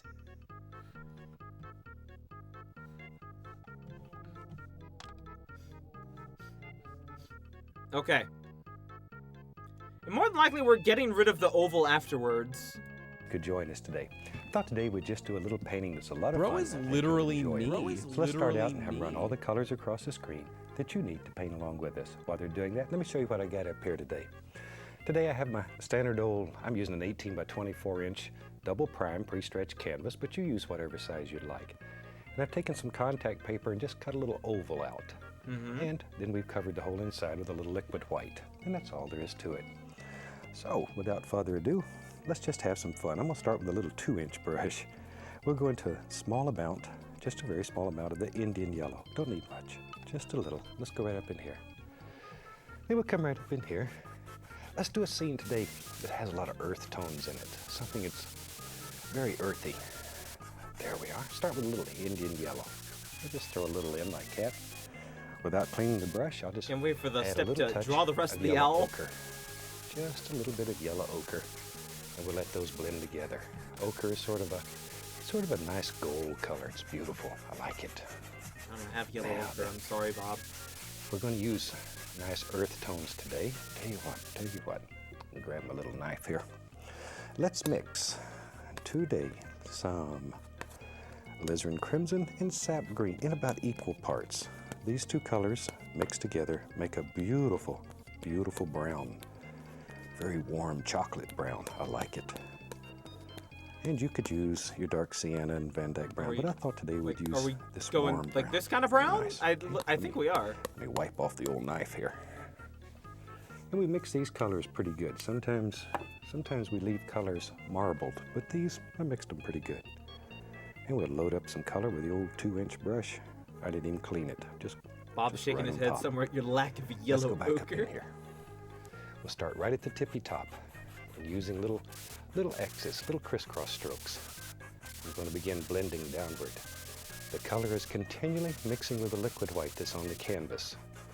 And it'll get lighter and lighter as you work down. There. Somewhere about like it. We'll come back and blend all that out in just a second. Right now we're just applying some color. All right. Now, while I have that color going, maybe in our world, shoot, yeah, why not? We'll just do something like that. We can do anything we want in our world. Now, We're still doing... I think maybe we'll just put a little color down here. We'll see what happens. I think we're There. I think that's supposed to still be brown? All right. The most fun part of this whole procedure. You've painted with me before. You know that's washing the brush. Poop We on wash the our cheese, brush oh with god no! odorless paint thinner. There's a screen in the bottom of the bucket that I'm scrubbing the brush against. There we go. Shake my Now, head. then Where we does just it have shake all off the excess. 16,581,375 colors available? And beat the devil out of it. That really is the fun part. Now then, I'm going to start in the light area with a clean brush and just blend upward. About like it. You want to blend this until you can't tell where one color stops and the next color starts. And then it's just right. Just right. I'm gonna just add a little bit more There. orange. That's about all I'm going to do for a little sky in this painting. Okay. Now then, You can always mix. let's use that same I cannot brown color mix. we made out of the There's one crimson thing I and can't sap do in green. this game. Once again, in about equal parts. They have my favorite color at the top, I'll make robot. a light brown here. So I put some white and some of that brown together. Doing Now like then. this. Cut across and get a little roll of paint. Lives right on the end of the knife. Let's go up in here. And maybe we'll put the indication. I don't want a lot of detail. Just the indication of a little mountain that lives way back in the distance here, far away. Little quiet guy. There he comes. And all we're looking for is the top shape up here. We could care less what's happening below. Okay. We just want the top. The rest of it will just happen. There. Now then, take the old 2-inch brush, go right up in there and bend it firmly. Pull it. And you can move this paint. The canvas has liquid white on it. It's wet, slick, and you can literally move the color and allow the base of it to just blend right out to nothing. See, already it looks like a little mountain that's living. Gosh, we don't even know how far away it's living. It's way back in the distance. Oh, is this supposed to be a sea? Oh. All right. Okay. Now, as you know, in a landscape, as things get closer to you, they should get darker in value. So we'll use that same color, and I've just added a little more of the brown to it.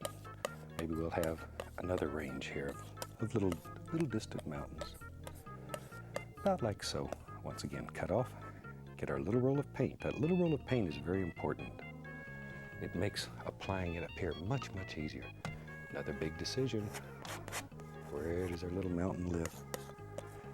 Or this is quite a big mountain. Maybe he lives right there. Something like that. These are decisions that you have to make. In your world, you have unlimited power.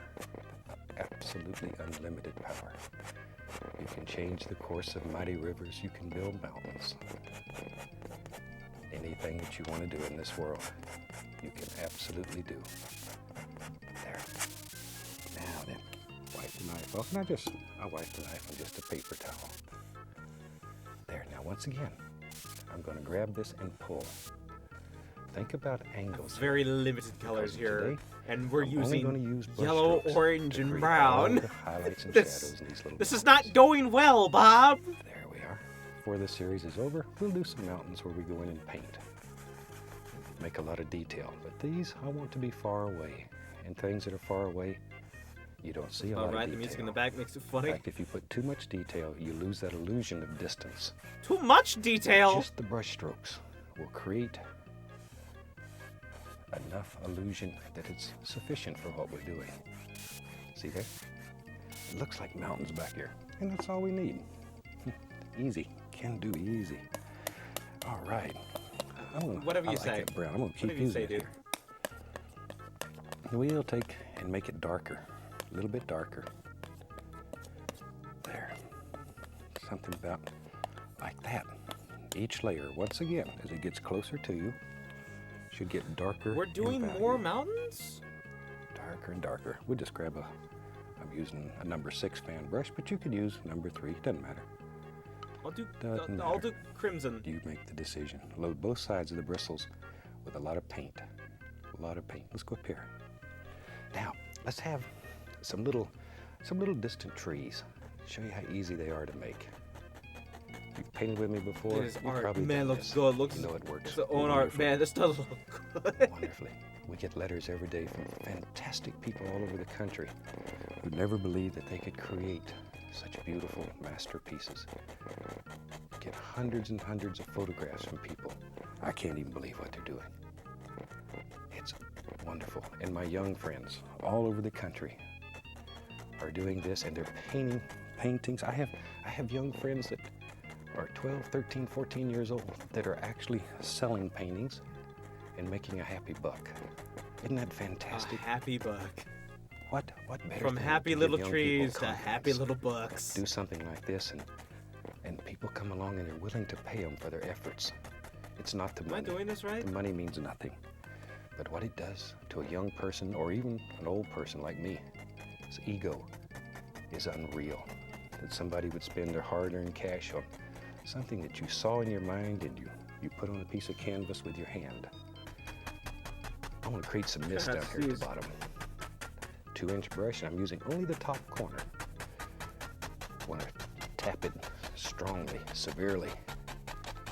Just really get in there and take out all your frustrations and hostilities. Now gently, gently. Enough hostility, now gently.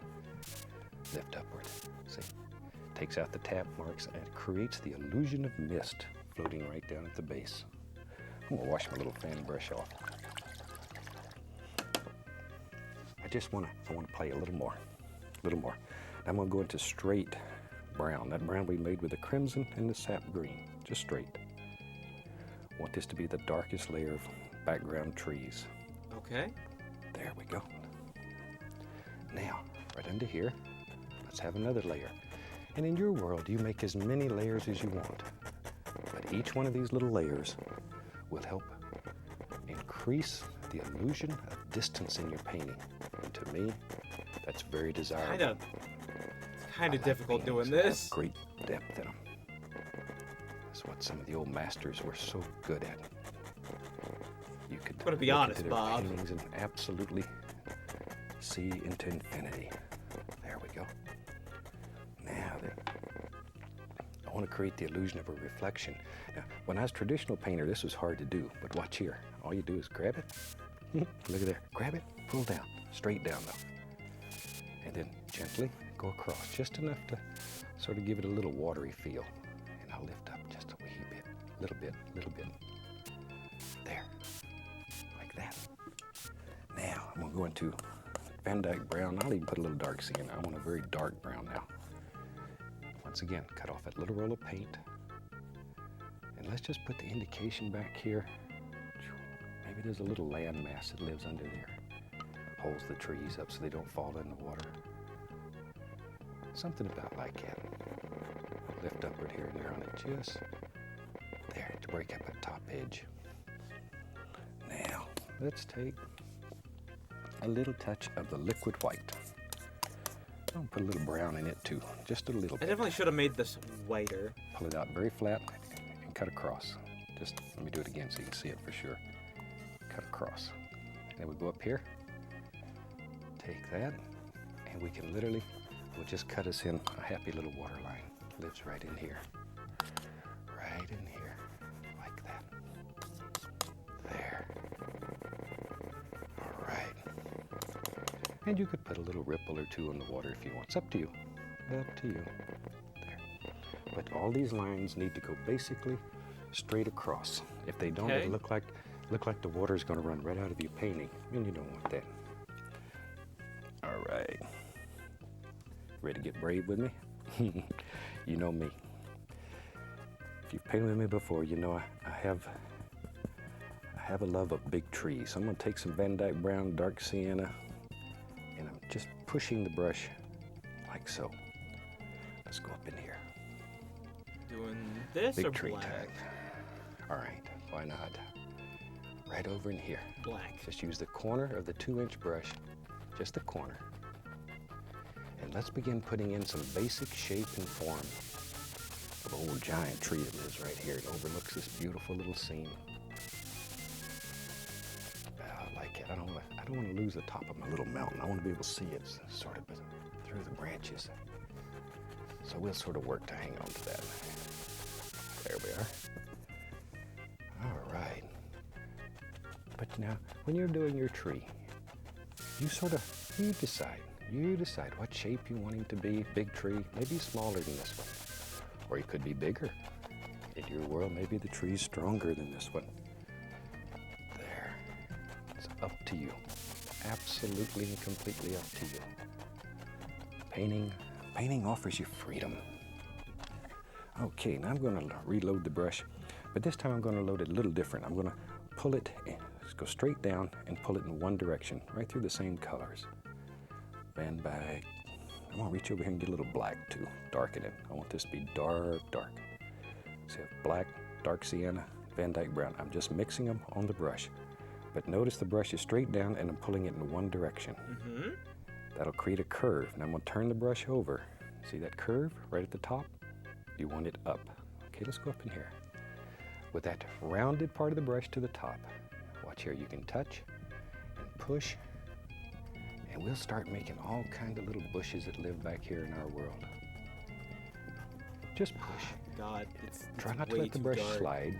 This is just a push and a bend. And then you come straight out. Maybe, yep. Right along in here. I don't know. You decide in your world where you want all these things to be. Wherever. Crimson. Once again, on this piece of canvas, you have unlimited power. So you make these big decisions. You decide. to me, that's probably one of the most fun parts of painting. There. All right.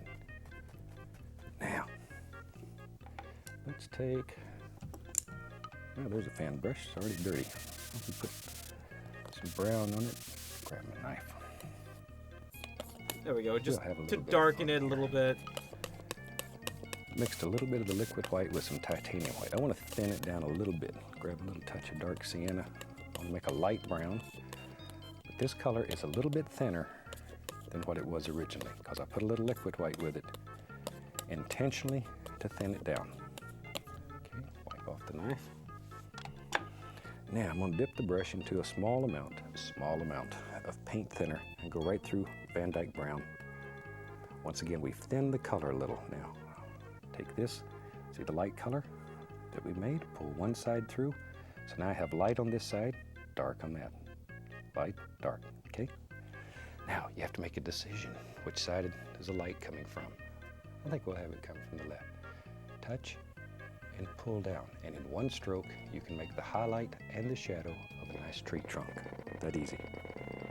Isn't that sneaky? Maybe we'll have another one to show you how to do it. Straight down. There. Isn't that easy?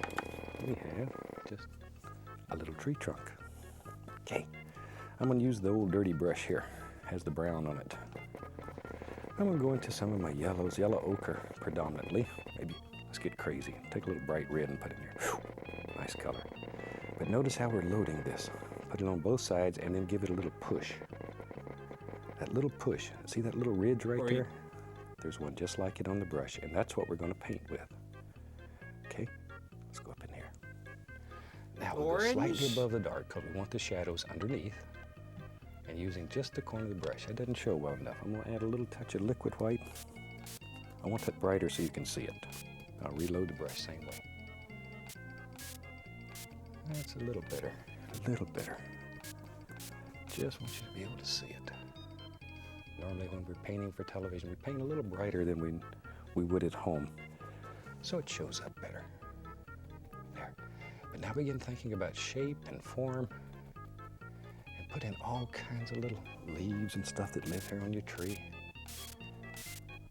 These are the highlights. This is the fun part. Icing on the cake, whatever you want to call it. There we go. I think I am going to add... There. But you need a dark background to make these show up. Some light against light to it, maybe? Nothing. Dark against dark creates nothing. They just blend together. So you need contrast, light against dark, dark against light. Play with it. You'll enjoy it. Just a touch. That's what makes a painting just a little interesting. touch. There we are. Ooh, little red there. Looks like Jack Frost hit here a little. I like that. Darker, darker, darker down here toward the base, because at the base of the tree there will be a nice shadow area. That's where all my little friends, little Peapod the pocket squirrel and my little bunny rabbits and all those live in there. There. Okay. Let me find a little 1-inch brush. There. I think so. I think that's... We'll go through okay. A little cad yellow. We'll just use all the yellows. Be right back. I'm going to get a little alizarin crimson. If we're going to have colors that sort of remind us of fall. Once again, pulling that brush in one direction. There's a lot of colors on this painting, Bob. Now, turn it over. See that curve? That's what we want toward the top. Let's go up here. Now, right above, we can go right in here. And we can begin putting some gorgeous little highlights on these individual bushes. Work on one bush at a time. One bush at a time. Don't get greedy. I know, it gets good. And you get greedy. Maybe, even though we're talking about autumn, maybe a little sap green, because all bushes don't turn at the same time. Maybe this one back here, maybe there's a little green left in there. Maybe when Jack Frost was coloring all these, he maybe missed this one. Something like that. There. Just let your imagination take you to any world that you want to be in. Any world. That's what's so great about imagination. To me, it's the greatest thing that an artist owns is his imagination. Because without imagination, it's hard to envision things and to paint them. Let your imagination go. It's like any other part of your body. The more you use it, Honestly, looking at OBS, it does actually kind of look Just pretty like good. Exercising a muscle in your arm. Your imagination gets better too. There. Now if you have trouble making your paint stick, add the least little touch of paint thinner or liquid white. Now liquid white will make your color a little brighter and it'll change it a little. Sometimes that's very desirable. Sometimes you want to keep the color pretty close to being what you loaded on the brush, pure. And in those cases, you would use a little paint thinner. But let me re-emphasize the word little. You don't need much. Yeah, I understand, Bob. I understand, just a touch. We're coming along here pretty good. The tiniest, we need a path in there. Touch. Just seems like a natural place. Take a little of that Van Dyke brown. Once again, get our little roll of paint. That little roll is very important. Let's go up in here. Now then, just sort of go back and forth, gently touching the canvas. There. And if you mess up a little bush like I did there, we'll just go back and we'll drop it right back in. In our world, we can change anything whenever we want. Whatever we want. Now I'm gonna take a little brown, a little white, mix it together. And we'll make just a little highlight color to put on there. Maybe I'll even put a little touch of the crimson in there, just to warm it up. There. Once again, cut it off in that little roll of paint. I'm gonna keep saying that over and over because it's so important. I was talking about my little squirrel Peapod that lives up here. Believe it or not, he's still with me. I let him go, more than a year ago. And he still lives in my backyard, and he comes every single day and scratches on the back door, just like a little puppy. And he'll scratch on the door if he sees me in the kitchen until I pay attention to him. And I open the door, he'll come in the house. He knows where I store all the goodies and the nuts and everything. And he'll go pick him out a nut, and out he goes. But even after a year, he remembers and he comes back. And to me, that's very special that one of God's little creatures would take the time to share their world with me. That's special to me. I don't know. But I'm about half crazy, so there we are. Okay, let's take a clean knife. I just want to put the indication here and there of some little sticks and bushes in the bushes. There. Just some little things that live back here, because they're always here. You always see them in the woods. Yeah, there. Okay, maybe over on this side. The other little squirrel that I still keep, she has epilepsy, and I've maintained her now for 4 or 5 years, because the veterinarian told me she would die in 6 months.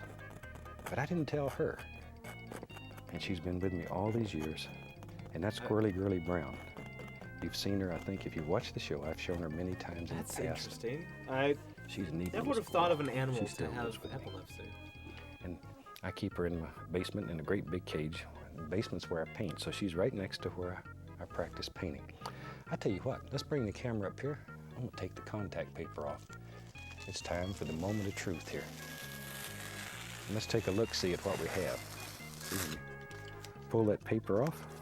There. There's your painting. That easy. And this is your last chance. Now you have to come back and do any kind of little things that you want to do. Okay. Your painting is just about finished. I'm gonna take a little paint thinner, a little bit of brown. Maybe we'll put a little stick out here. I think you forgot yours. I'll erase. I'm just seeing, like, is he going to go outside the lines at all? But his little skeleton's still here. And in nature, you see little trees like this all over. There. See?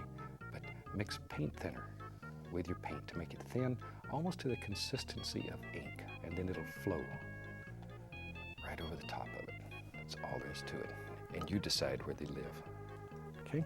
I think with that, we're gonna call this one done. I'm gonna take a little bit of the bright red, a little paint thinner, and we'll sign this little rascal. Hope you've enjoyed it. We'll sign it right here. This is a very simple little painting. Don't think you'll have any trouble with it. But if you paint it, If you have time, take a photograph of it and send to us. Gonna be just we gentle. would love to see it, and every once in a while we put them together and we'd like to show them on TV. Until then, I'd like to wish you happy painting, and God bless, my friend.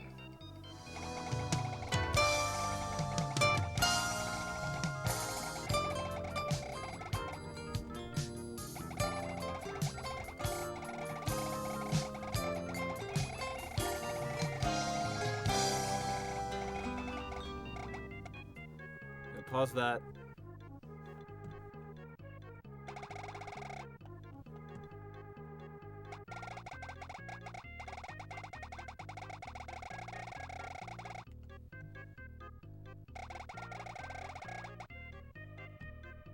Because I know sometimes, like, you'll make it look like it's coming out of the circle. That's good enough of a cleanup job. I mean, like, looking at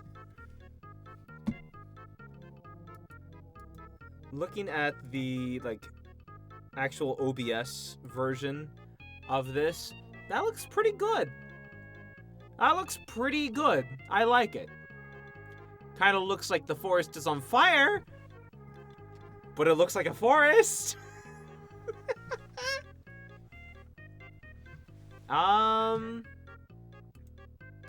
Alright, let's do one more. We should begin seeing some color. A little bit of white. Don't want it totally dark yet. One dumb thing that I'm fearing is that I'm doing a lot of paintings that I've already done previously, but I have a very low chance of doing that on accident. Out of the 31 seasons of the show. Let's see.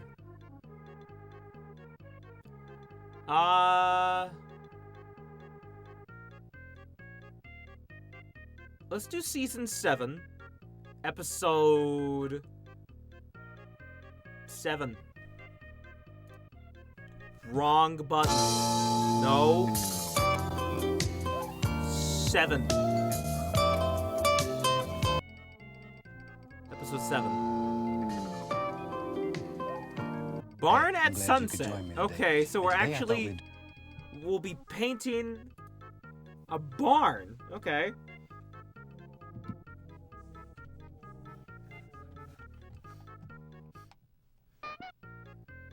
Cool.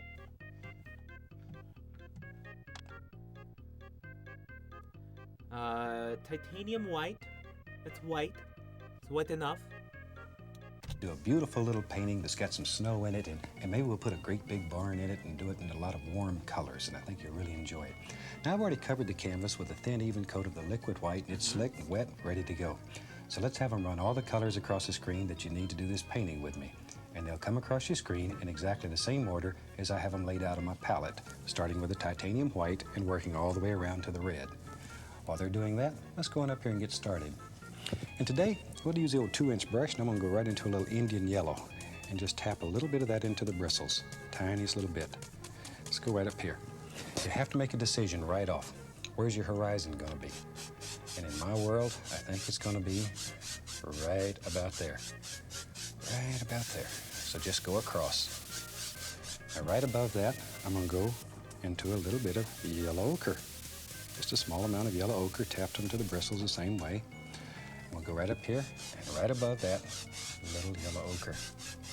Let's see. Just let them. Now, where they touch here, you just blend them together a little. Go right into some bright red. I haven't cleaned the brush. I'm just still tapping a little color on, okay? The bright red, right there, just like you suspected. There we go. So we have 3 layers of color. Now we can just very lightly just blend those together. There we go. Already we have something ready for the Museum of Modern Art. There. Okay. Bro, the amount of effort this has to take. Hello, Gavin. How's it going? I'm gonna go right into. It takes a lot of effort using a fucking ball mouse. Right, how's it going? How are you? And I want a very contrasting sky today. So we'll put a little black right here. Oh, it's black. Just use little crisscross strokes and let it work right into the sky. There we go. That easy. That easy. My cable is getting caught on the side. Well, we really do have a modern art masterpiece. Good, I'm excited for the 4th. Well, this is what I'm doing for the 4th. I don't even know if we're going to have fireworks because it's just raining here. I laugh because there's a cameraman over here that's got the funniest looking disease you've ever seen. It's got spots all over it.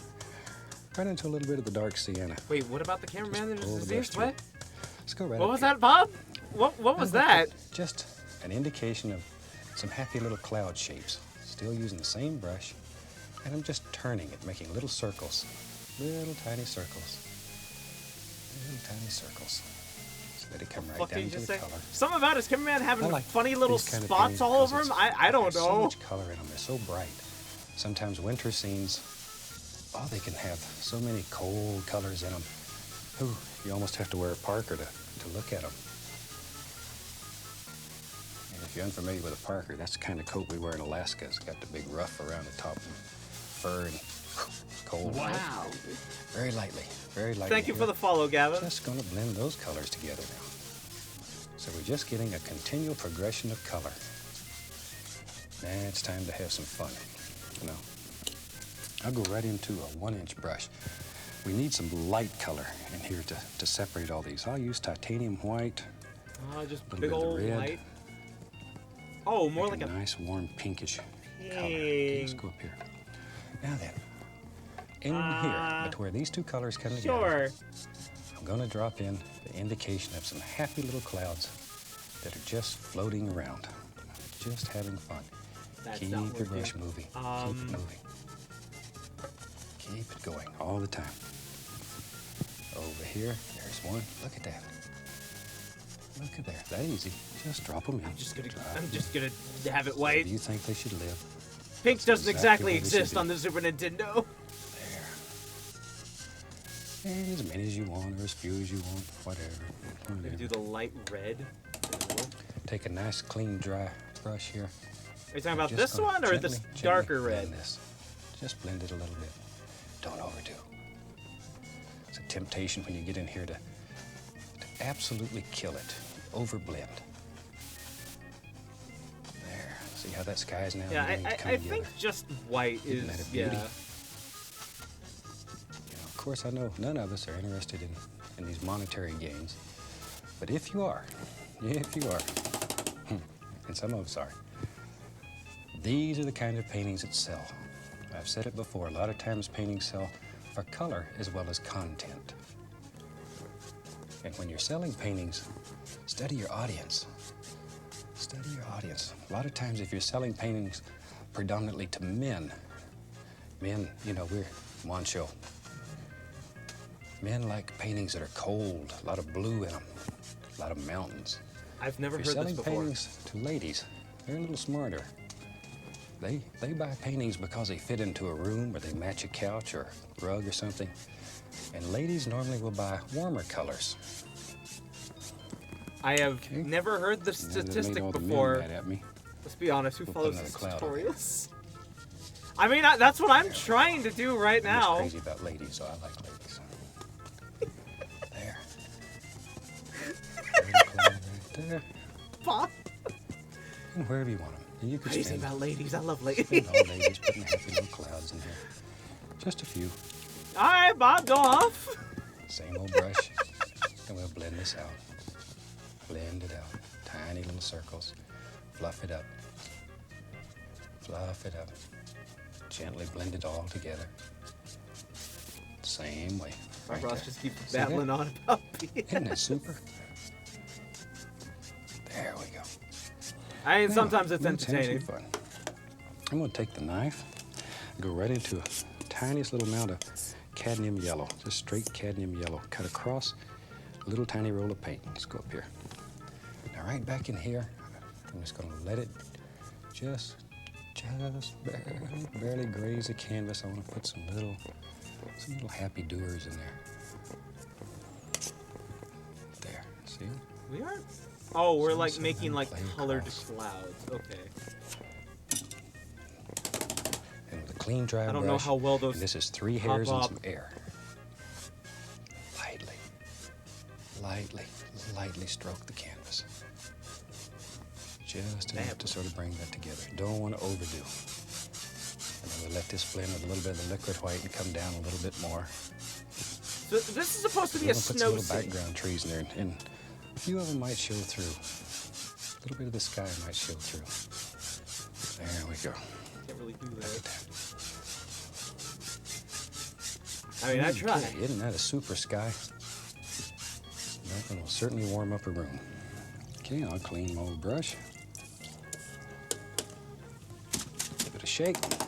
Go on the bottom there. Beat the devil out of it. All right, let's make some decisions here. What's the decision, let's put Bob? Some happy little trees in the background. And What for trees? that, I'm going to mix up, let's take a little black, a little blue. I'll throw in a little lizard crimson too. What the heck? What the heck? Maybe mix a little more. Black, blue, crimson. Black? Let me clean my knife. That looks pretty black. And we'll take our round brush and just tap it in there a little bit like that. Just tap, tap. There.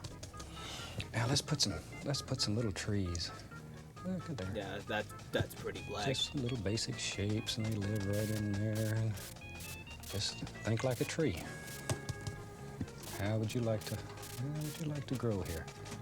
There we go. Don't kill all the pretty areas that you put into this beautiful sky, because that can happen very rapidly. Just begin putting in some very basic, happy little shapes. There we go. Maybe there's one here. And you notice I usually try to start at the bottom and work up. That way, it automatically gets lighter toward the top, and you keep the dark shadows at the bottom.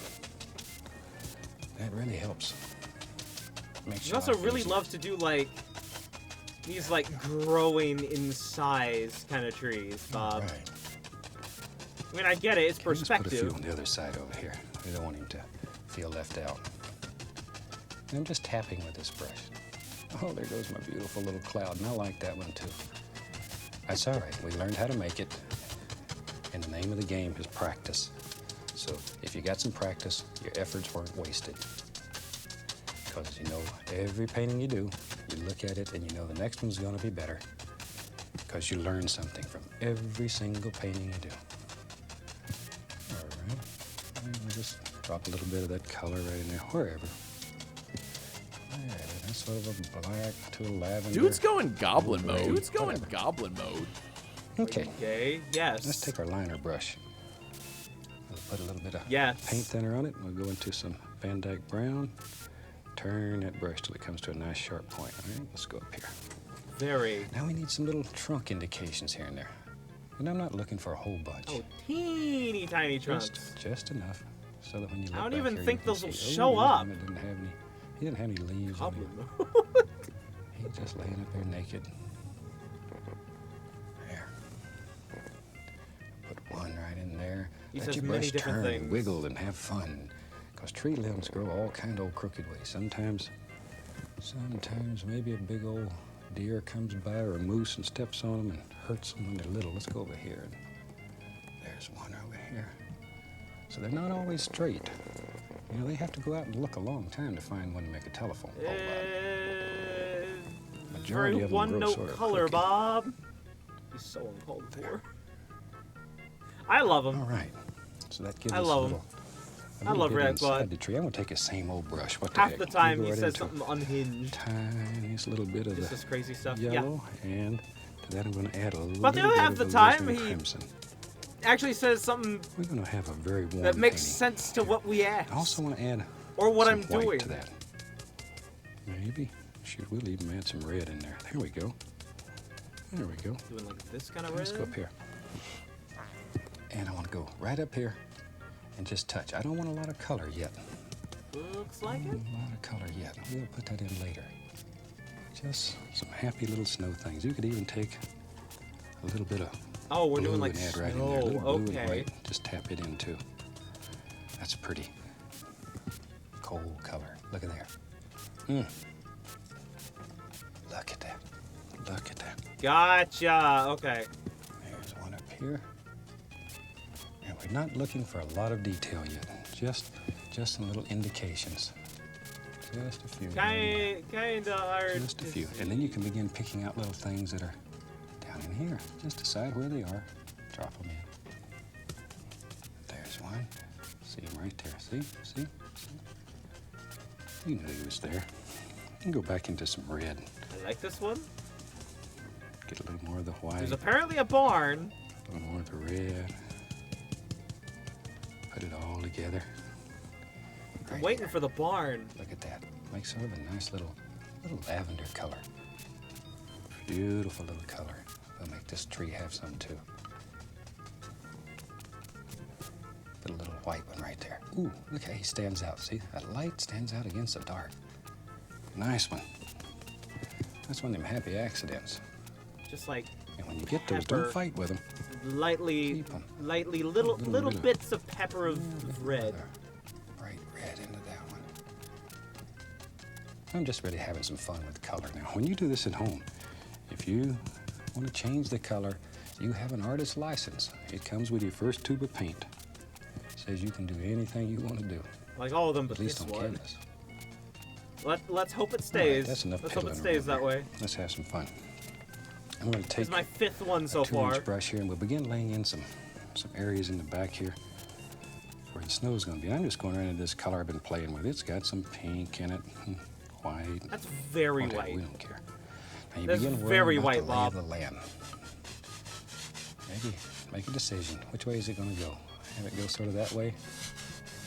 Okay. And I'm just laying paint on the canvas right now. You can reach up in here and grab a little of this and pull it down, or you can even get over here. Just let some of these little things happen. This is going to be far in the background. We're not too worried about it. In fact, I'll probably just cover it up. But several little colors there. There's some pink in there and some blue, and then I'm picking up some of these little shadow colors. There. Now, I'm going to take a fan brush and very soft. Just grab that. Nothing wrong with picking up a little color. See how you can create the lay of the land there? Just like that. Work this around, let it play. I think I'll put a big bar in there anyway, so we're not worried about that. Lift upward. See, that sort of gives it a little misty effect. Sneaky. Quiet, soft, and dark back there. That's where the little rabbit hides. He lives back in there and watches what's going on out here. The little tiny rabbit in the back. Crazy people out there. What are they doing? All right. Let's build a barn. Now, all right. When you do this, probably one of the easiest ways I've found is to take your knife and very gently scrape out a basic shape. This allows you to get your perspective right, but most important, it takes off the paint that you already have on the canvas, and the next layer sticks much easier. So let's go right here. See? I just use a point. Maybe you can see that. But yeah, you can see that quite well. There we go. See, we'll come down maybe here. Here's the other part. Oh, okay. We're kind of just etching out like so. The barn. And you're not committed yet. This is just giving you an idea. Maybe there's an arm that lives right over here on this barn. We'll put an arm over here. Comes across, sort of. Look at there. See? That gives you a general shape. Now with a knife. Let's do it like that. With a knife. I'm just going to tear out, rip out all the beautiful things we had back here. There they go. There they go. Have to etch out a barn with a I think today I'll show you a ball different way mouse to paint a barn. This is an old barn. It has old wood on it. Get all this color out. I'm gonna put some snow on the roof, and we don't want it to. You know about that yellow snow? Don't talk about yellow snow, please, Bob. There. I know that looks terrible. You're probably sitting at home saying, Bob, you have done it this time. Use a 2-inch brush. I'm going right into the Van Dyke brown. Load the brush full of color. Give it a wiggle and pull it. That brings it to a nice sharp edge. Look how sharp that brush is. It's very sharp. Good. Let's go up here. All right, let's start with the overhang. There it is. See there? Now you could do all of this that I'm going to do with your knife. I just want to show you a different way of doing it. Grab this, pull it down. Pull down. Use both sides because the other side's fully loaded too.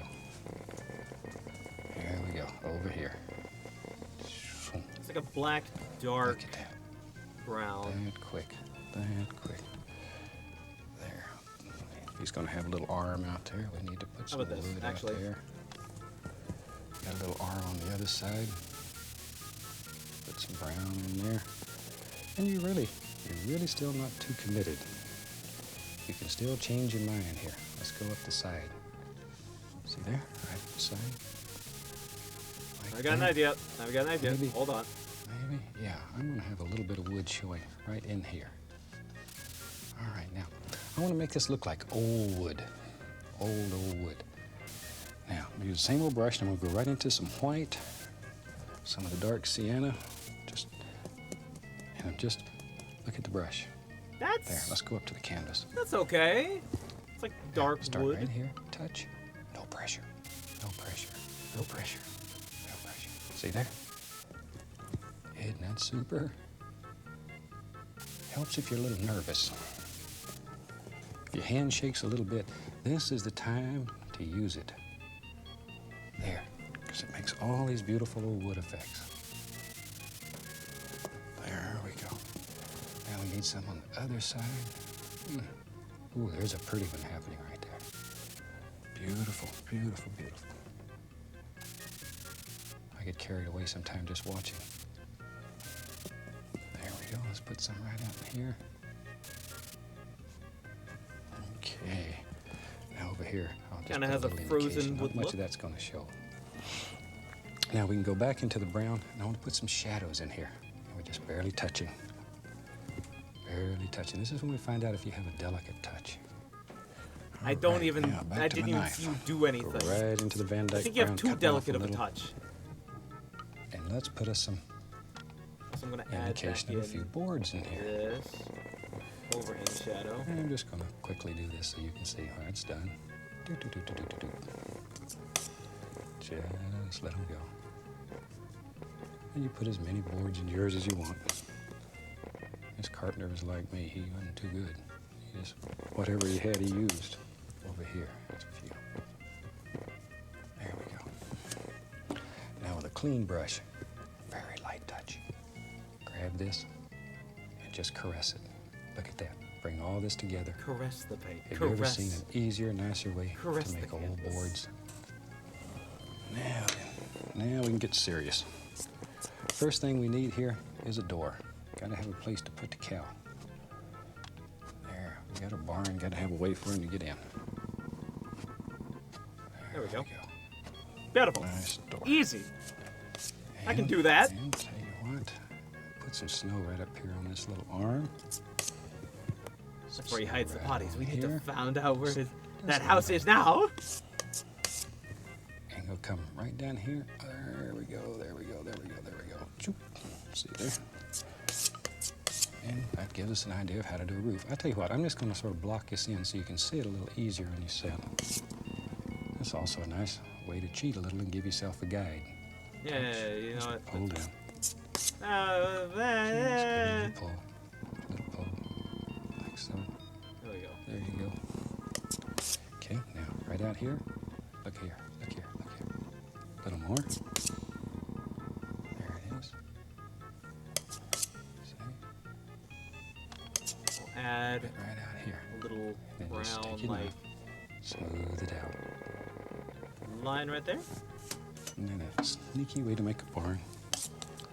Jane, I'm going to take the little knife here. I want to put some curves in this door. It's just the right size for that. And pull that down. There. And a little bit of light brown color. And we'll just sort of outline it. Give it a touch of highlight so it stands out a little better. A little bit better. This old barn's seen its better day. It's like me. It's had a rough life. Now then we can take and begin working on some of the perspective here and get all this stuff together. Maybe it comes right up through there. All right, we're ready to have some fun. I'm gonna go back into some of these dark colors, brown, little sienna, Van Dyke, black, whatever. Okay, let's go right up here. Maybe there's a happy little tree and he lives right there. Comes right out through there. Tell you what we need. Got a brush here that's still got white on it. Let's put some snow indications. It comes right along the barn. Look at there. One thing nice about a big old brush, you can do these things in just a second. So far, I'm kind of really liking this. Just a second, just throw them in. I'm going to add a little blue to the brush, and maybe right in here. Look at there. Look at there. There we go. Ooh. Little pass indication. Over here, maybe. We got a little bit of snow comes down. We'll take a fan brush or something here. We can smooth all this out. This is just a nice way of dropping it on very rapidly. Okay, here lives a nice happy little bush. Comes right down through there. Okay, with the liner brush, a little bit of liquid white. I'm just going to put the indication of a, there we go, a little trunk here and there. And I'll take the same old brush. What the heck? We'll go into a little red, a little white, and a little yellow ochre to that. We'll get crazy. I really like this. Go right up here. I'm going to put some happy little colors in this one. Just to really warm it up. Look at that. See there? Like that. Isn't that neat? And this keeps the whole winter scene from being so cold that it's uncomfortable. There we go. And you just put as many little bushes and stuff in there as you want. Tell you what. We need, let's grab some of that and pull it. That'll be our snow that comes out of there. Take a fan brush now. Just begin blending all this. Just blend it. Let some of it slide right down here. It comes right the out. touchiest touch it of goes red. back into there. And that little brown I got on the brush, I'll use that for a shadow. Right in there. Straighten up the edges. Like so. Let's have some fun. Let's have some fun here. I'm going to go right into a little bit of black and a little bit of blue. And maybe, yep. Right there. We'll put another layer of bushes. This just helps create different planes in the painting. To that, I'll add a little Indian yellow. Let's go right there. We'll just put a few little happy highlights on these bushes. We'll use some of the reds and yellows just to make it a happy little thing. All right. Tell you what, let's do. Let's have some fun. I'm gonna go right into the brown. Okay, let's go up here. Maybe there lives, does now. Boy, there sure does now. Does now. A big tree. Big tree. Just a vast tree. He lives right there. Looks like a big slingshot, doesn't it? That is a big slingshot. I'll actually do it. My dad was the best slingshot shooter in the country. He could really work a slingshot. I came from the deep south, so people used a lot of slingshots. Then I migrated to Alaska. Had to go find some snow. I'd never seen snow. I was 20 years old before I ever saw snow. But I moved to Alaska, and almost overnight I saw my share. I'm using a little bit of the liquid black now. And we'll just put some of that. I like the lava just to create the illusion of some happy little limbs. It's a sunset. And in your world, you put as many limbs or as few as you want. Just drop them in. There we go.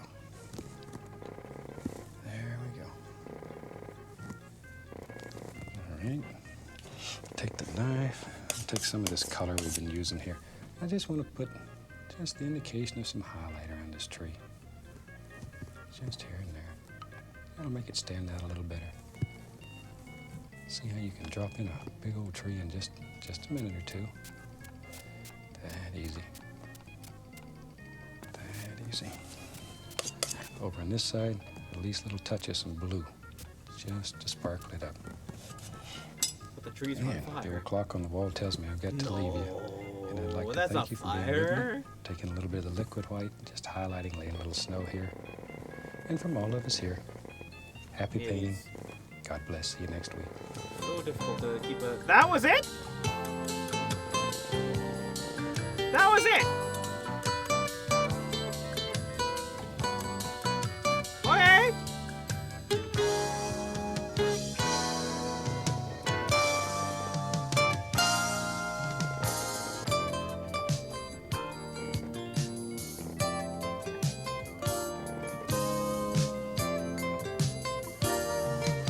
I like this one. Whoops, wrong button. Happy little crooked shed. My little barnyard. I like this one. This is a nice one. I have been going for 2.5 hours. It feels like I've been going for a lot longer than that. I think I am gonna call it here. Thank everybody so much for watching. Thank you. So many fucking people today. Captain Confusion, Puma Cat, Borlin, Cat is okay at games, _ Gavin AFK. For all being in chat today. Thank you, Gavin AFK, for the follow. Thank you, Nick Valorant, for the follow while I was offline. I like your barn more than Bob's. Thank you. But yeah. Happy 4th of July. Me _ that's my name, let's go. Excuse me. I'm gonna turn that off. I'm gonna see who there is to raid. Who is there we can raid?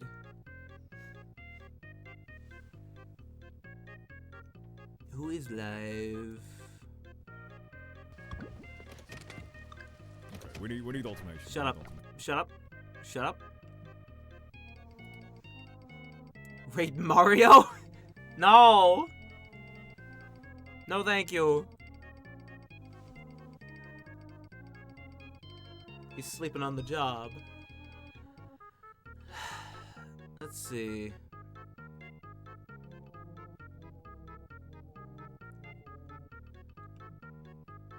We have... Let me see.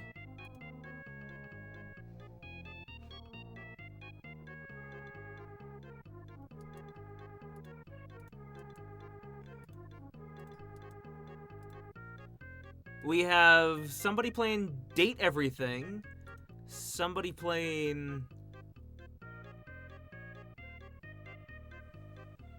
I'm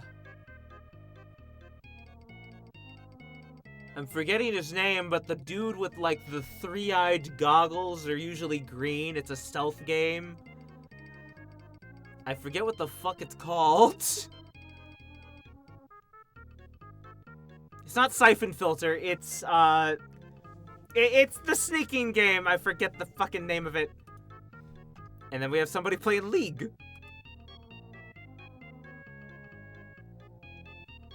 Splinter Cell? Yes, Splinter Cell. Y'all want Splinter Cell?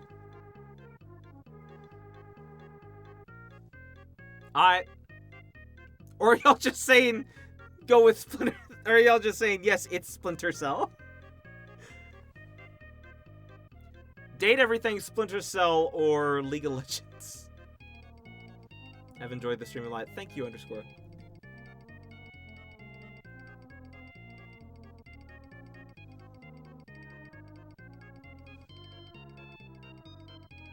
Let's go with Splinter Cell. I haven't played the game yet. It's a wild thing to raid into Splinter Cell after fucking Mario Paint. I tried Siphon Filter recently, it's good. I have the PS2 version. I've never played the PS1 games. I